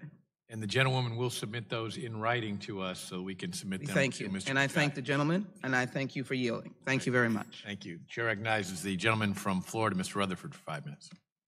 Thank you, Mr. Chairman. Mr. Pichai, thank you very much for your testimony today. I want to go back to the privacy policy and talk about some of those issues, because I think that's very important for the American public. You mentioned the transparency in your policy, but when, I know your policy is 20 pages long, changes multiple times a year. I have to ask a couple questions about the policy, because I, quite frankly, don't understand all of it. And that is, the policy states that Google's data collection applies when, quote, you use Google service. And so most consumers would think that means Google search or Google Maps. My question is, does the policy apply when a consumer contacts a double-click cookie? Are they then under that policy or not? Today, our product there is called Google Ad Manager, and in general, when users interact with our services, we need their consent, and by law, we need to apply our privacy policy so that we can offer them the full protections we can and fulfill our obligations. And so as part of that, I think if you're interacting with our ad services, we do get your consent for your privacy policy. So that's written in the policy, and they have, okay. And then secondly, if a consumer does not have a Google account, but they land on a web page that has Google adware again, is that consumer using a Google service under the privacy policy? My understanding would be yes, if they are interacting, if they, they may be both subject to the privacy policy of the publisher or the application they are using, as well as the ad platforms that work on that product. Okay, and then third and finally, your privacy policy says you collect voice and audio information when you use audio features. However, does this mean Google Assistant is recording our voices in conversations? How about when just using Google Voice? Is that actually being recorded? Today, if you invoke Google Voice by either using the microphone or you say, OK, Google, and issue a command, we treat it like a search query and record that activity. But we have a separate setting in which as a user you can choose whether you want these stored or not. And so we give users the choice and the option. See, when it gets to transparency, I think when you realize you have these active, where I'm clicking and giving that information and agreeing to it, I think people understand that information is going out and they're giving that permission. But it's these passive collection points, like Android and Chrome, where they're picking up that information and the user, I'm not sure the user actually knows that. And so, one of my questions is we're agreeing to a privacy policy, but we don't really know what information we're giving up because there are other groups that you are contracting with, Android and Chrome, who are collecting passive information. How do you address that, and how do you make that transparent for the consumer? Congressman, we realize privacy policy alone is not enough. This is why we prompt and give privacy checkups. Right. So let me stop you there and ask you then, because is it possible for Google to send me a printout of all the information that they have collected on me within the last month, and where I've been, where I've clicked, is all that information? You have all that information that could be provided to me, right? We do make it available to you very easily. We are concerned about the security of the data, so we don't casually get it out. But right. So I would ask if because I'm running out of time, but instead of me as a consumer or anyone as a consumer giving you the privacy right up front, why don't you be more honest with me? Tell me exactly what information has been collected, what information you want to share, and then allow me to decide how much of that information I would like to share as a consumer. Congressman, I agree with that sentiment. In fact, what we precisely do is actually we are very transparent and we make it very easy. You go to your account settings, we clearly tell the categories, and you can click and see the information we have. You can turn it on or off. But we want to do better, and but there are areas where information is being collected. Even if I have the particular sites turned off, there's still information being collected through some of these other passive systems that you've contracted with. Correct? We are pretty explicit about data which we collect, and we give protections for you to turn them on or off. And even when you use a product like Chrome or Gmail, or Google Home, we're very clear about the data we collect, and we reflect it back to the user, the data we have on them, and we try to be transparent. I can just say, and my time's out, but I would tell you this: I would much rather be giving permission after I know what information I'm giving up. So thank you very much again, and I appreciate your time. I yield back, Mr. Chairman. Sure, thanks, gentleman. Recognizes the gentlewoman from Alabama, Ms. Roby, for 5 minutes. Thank you, Mr. Chairman. Thank you. I'm just going to build upon what my colleague was just talking about and use a specific example. In June of 2016, Google changed its privacy policy to allow for combining the double-click cookie information with, quote, personal identifiable information. Before this change, the cookies that track people across the web were not melded with other consumer information Google got from searches or Android phone use. And it's my understanding that when Google purchased DoubleClick, representations were made that Google would keep the data separate. The point here is you've heard from many people concerns today about the consumer and what the consumer knows. And I understand there's a personal responsibility as a consumer to do my part to try to understand this. But it's also very complicated stuff. And so I want to point to something positive that Google is doing. In March, you had the Online Safety Roadshow that came through Alabama's 2nd Congressional District to a middle school, Girard Middle School in Dothan.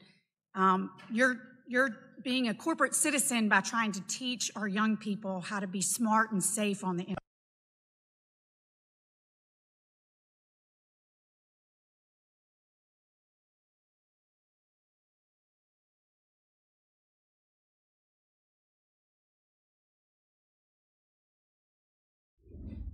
You said you used the words evolve and adapt when it comes to the policy, but what are you doing specifically to help educate your consumers on how they can be aware of when they click I accept on the privacy policy that they have a better understanding of how their data is going to be used?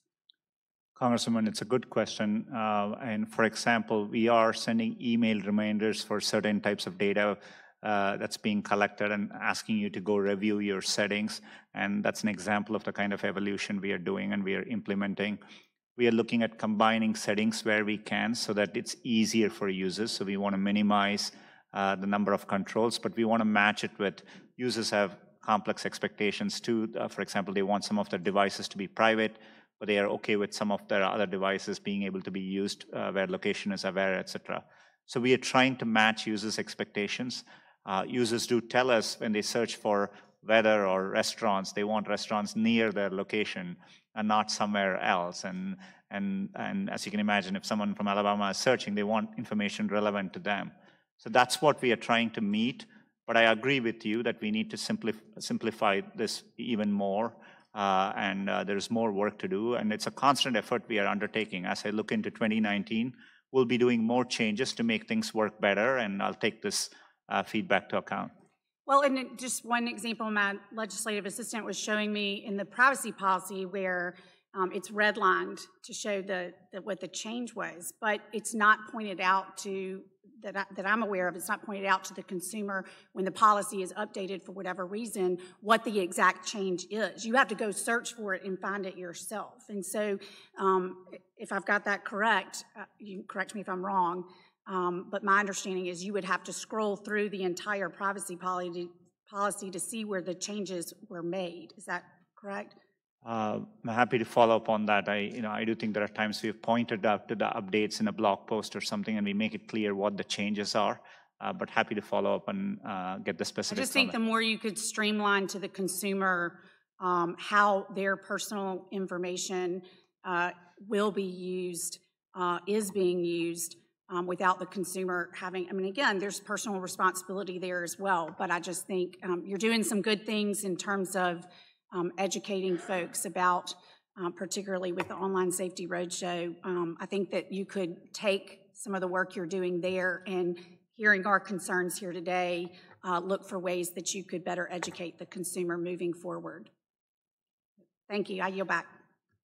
Thank you very much. Mr. Pichai, a couple of quick follow-ups here. I don't think anybody asked who makes the judgment calls regarding content moderation at Google.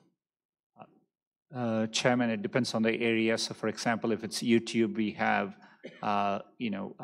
very clear teams which are responsible for YouTube content policies. And they identified, is it possible for a customer to write to them and say, hey, here's Here's a concern I have. We give clear channels for content creators to, to raise concerns back, and we have clear avenues. And we also have had people who are responsible for these platforms, including content moderation, appear here, and I think they've consulted widely here too.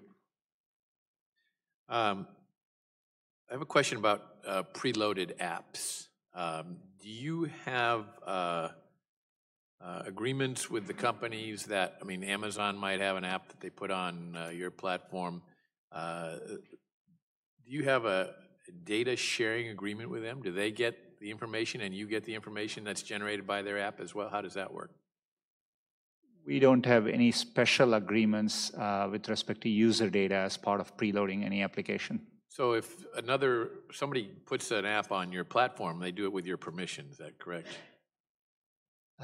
Not necessarily, so for example, a device manufacturer can preload applications on Android, and it's up to them and the app developer to do so. Right.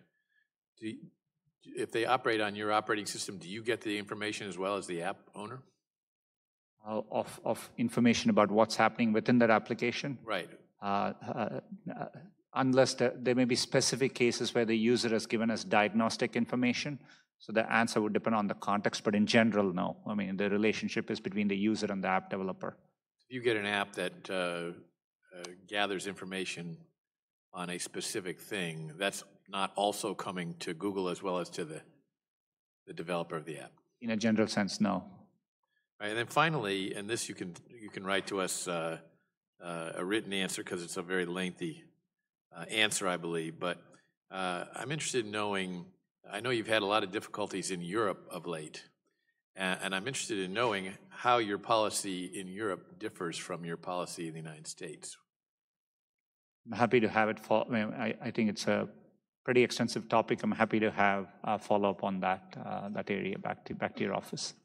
Okay, yes, we would appreciate that. We'll give you some written questions that other members have provided. We'll have some more of our own, and we would ask that you respond to those promptly.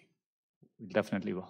Thank you. Well, you've gone for about 3.5 hours, and it's about what we predicted, isn't it, yesterday when we talked? So we thank you very much for your participation today. This concludes today's hearing, and without objection, all members will have 5 legislative days to submit written questions for the witness or additional materials for the record. And with that, this hearing is adjourned. Thank you for being here. And I'll never forget.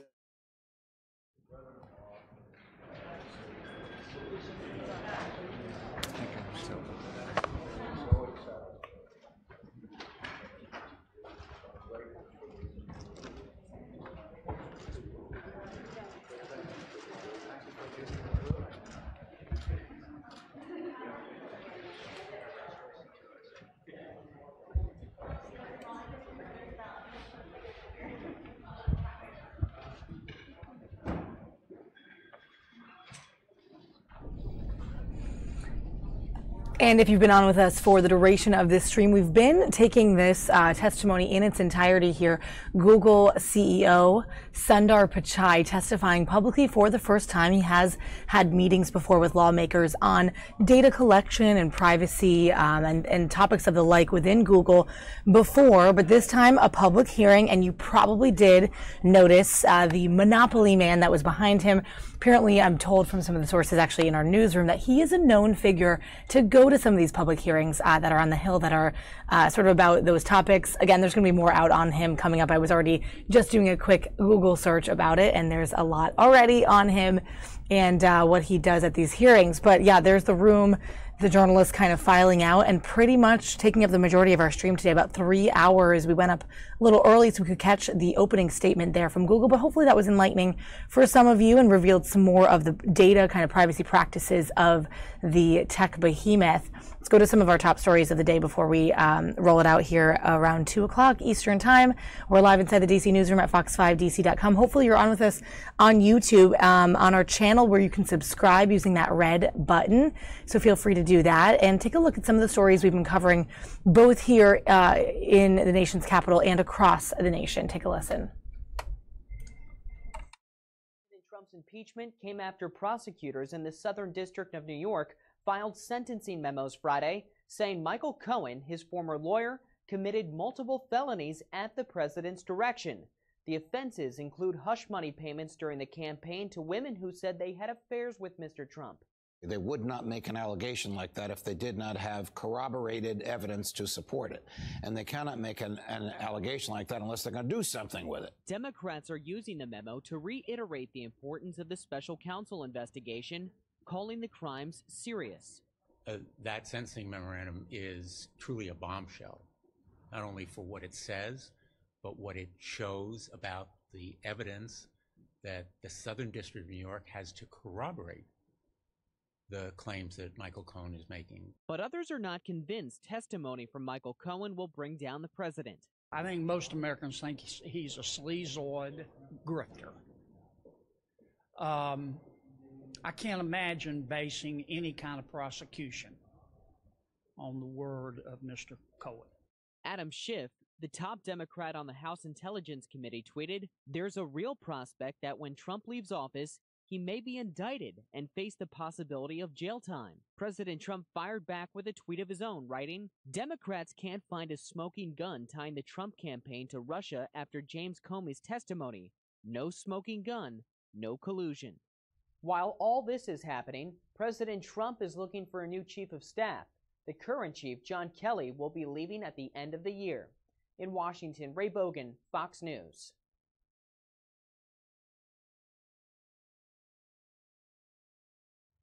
It's a topic generating lots of discussion, though most parents Monday preferring to stay off camera. It's crazy. It's very disturbing. I'm hoping that they actually will follow through with it, and actually press the charges. Former student Josh Ebel has a sister at the school. He says he's happy to hear the church may be reconsidering criminal charges against these two nuns, Sister Mary Margaret Cooper and Sister Lana Chang. The school first notifying parents about the pair via this email on November 28th, stating the nuns were involved in personal use of a substantial amount of school funds. Honestly, I was actually kind of shocked. A couple of parents recording this audio from a meeting the school held with parents last week.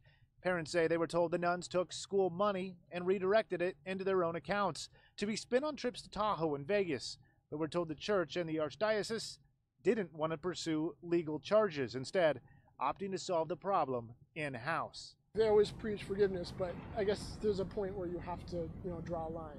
There should be some action against those who stole. Yeah. Criminal? Criminal. Yeah, it's criminal. It's a criminal act.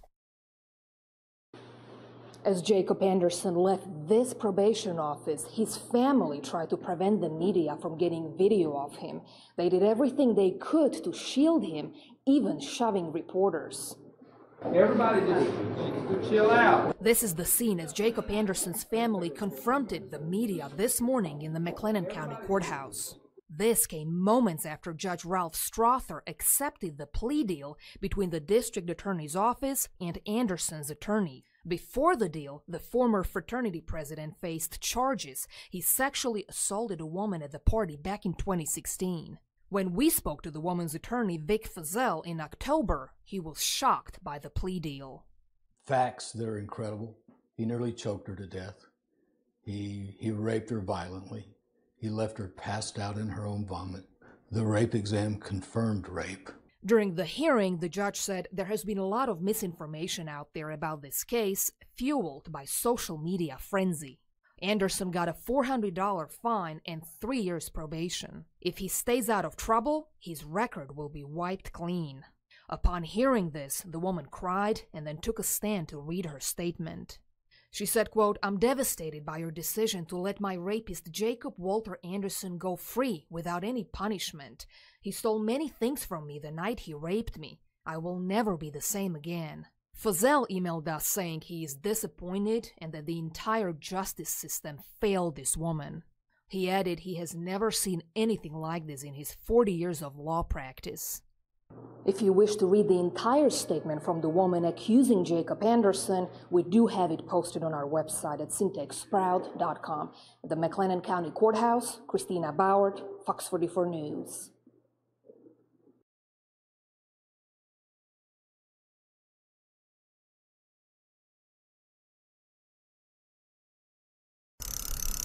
It's a veritable who's who, an ever-spinning list of names of possible replacements for outgoing Chief of Staff John Kelly, whose departure from the Trump White House is expected to be the first of many to begin the new year.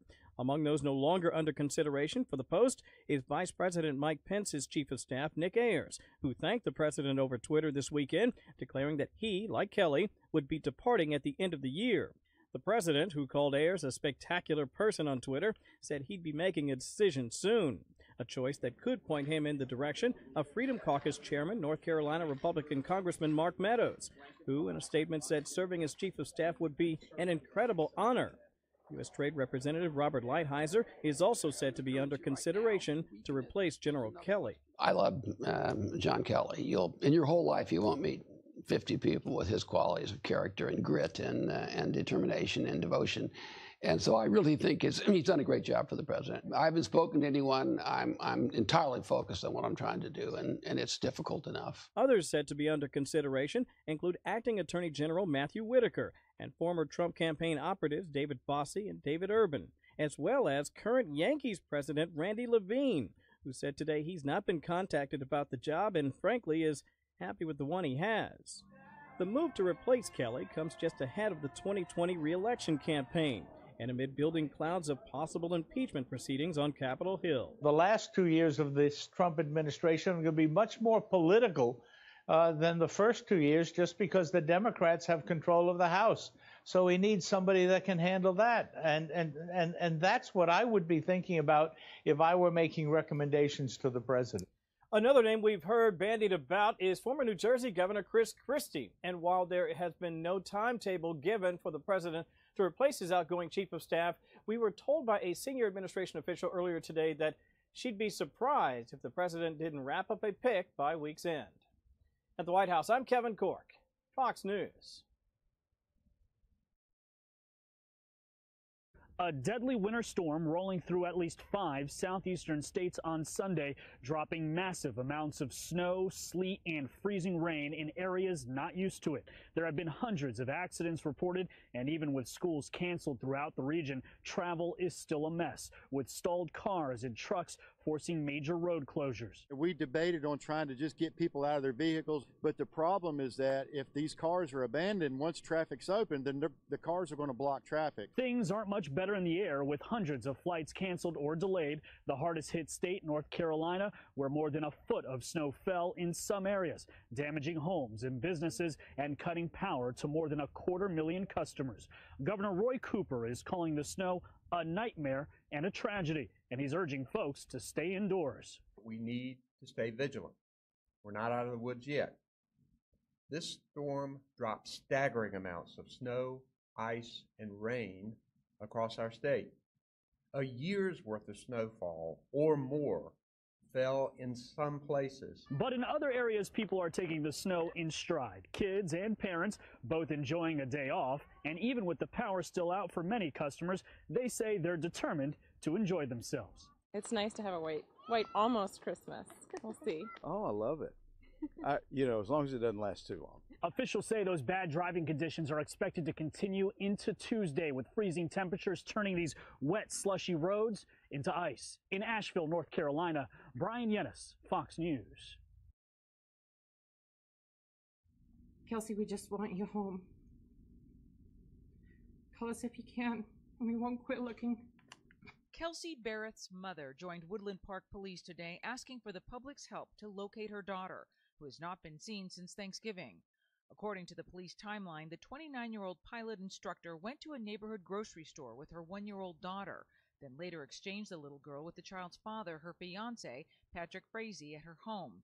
3 days later, on December 2nd, police say Frazee told them he received a text from her, as did her employer. And were advised that they had received a text from Kelsey's phone on the 25th of November stating that she would not be into work the following week. Also on December 2nd, Cheryl Barrett contacted police in Woodland Park requesting a welfare check. Police searched her car and home, where recently baked cinnamon buns were found on the counter. The FBI is now assisting, as are law enforcement in Idaho. 2 weeks ago, Kelsey's cell phone pinged on a tower near Gooding, a small rural town in the southern part of the state. She's not the kind that runs off. This is completely out of character. Kelsey loves her God, she loves her family and friends, and she loves her job. Police say Frazee was invited to today's news conference but declined. When asked if he is a suspect, Chief DeYoung would only say this. At this point, he is the father of Kelsey's daughter, and we're going to leave it at that.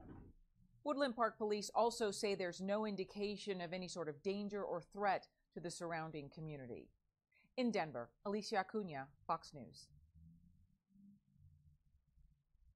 Woodland Park Police also say that President Trump is meeting with two Democrats today, Chuck Schumer and Nancy Pelosi, but can they collectively diffuse a possible government shutdown that's about a week and a half away?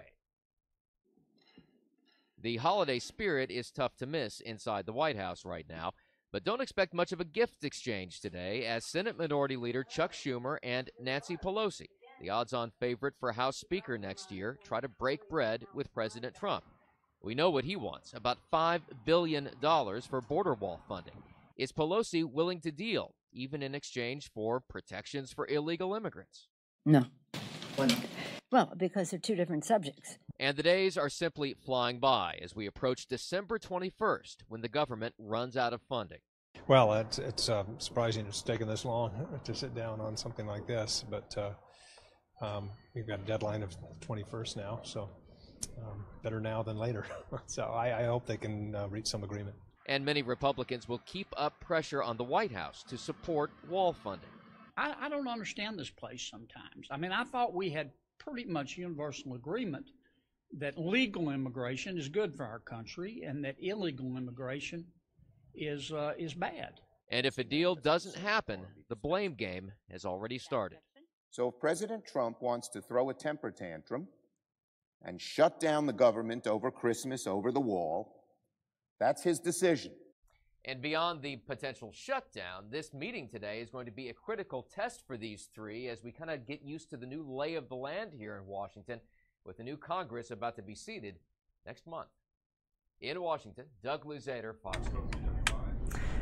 And I wanted to let you know that meeting with Chuck Schumer and Nancy Pelosi did occur. It happened actually during that whole Google CEO hearing. So we kind of took that in its entirety instead of flashing over to that White House meeting. But in the end, President Trump vowed a government shutdown over the border wall funding, saying he had somewhat of an altercation with these Democratic leaders in the office where they were meeting. And this was all on camera. And he said basically if we don't have border security, they'll shut down the government, saying that the country needs border security. So that's what became of that meeting with the Democratic leaders today. I'm sure there'll be more on that, and we'll cover more of that in tonight's broadcast. If you're on with us and you want to check out our shows, even if you're sort of across the nation or across the world, we're at fox5dc.com. You can check out our broadcasts starting at 5 p.m. Eastern Time. They'll be live on our website stream.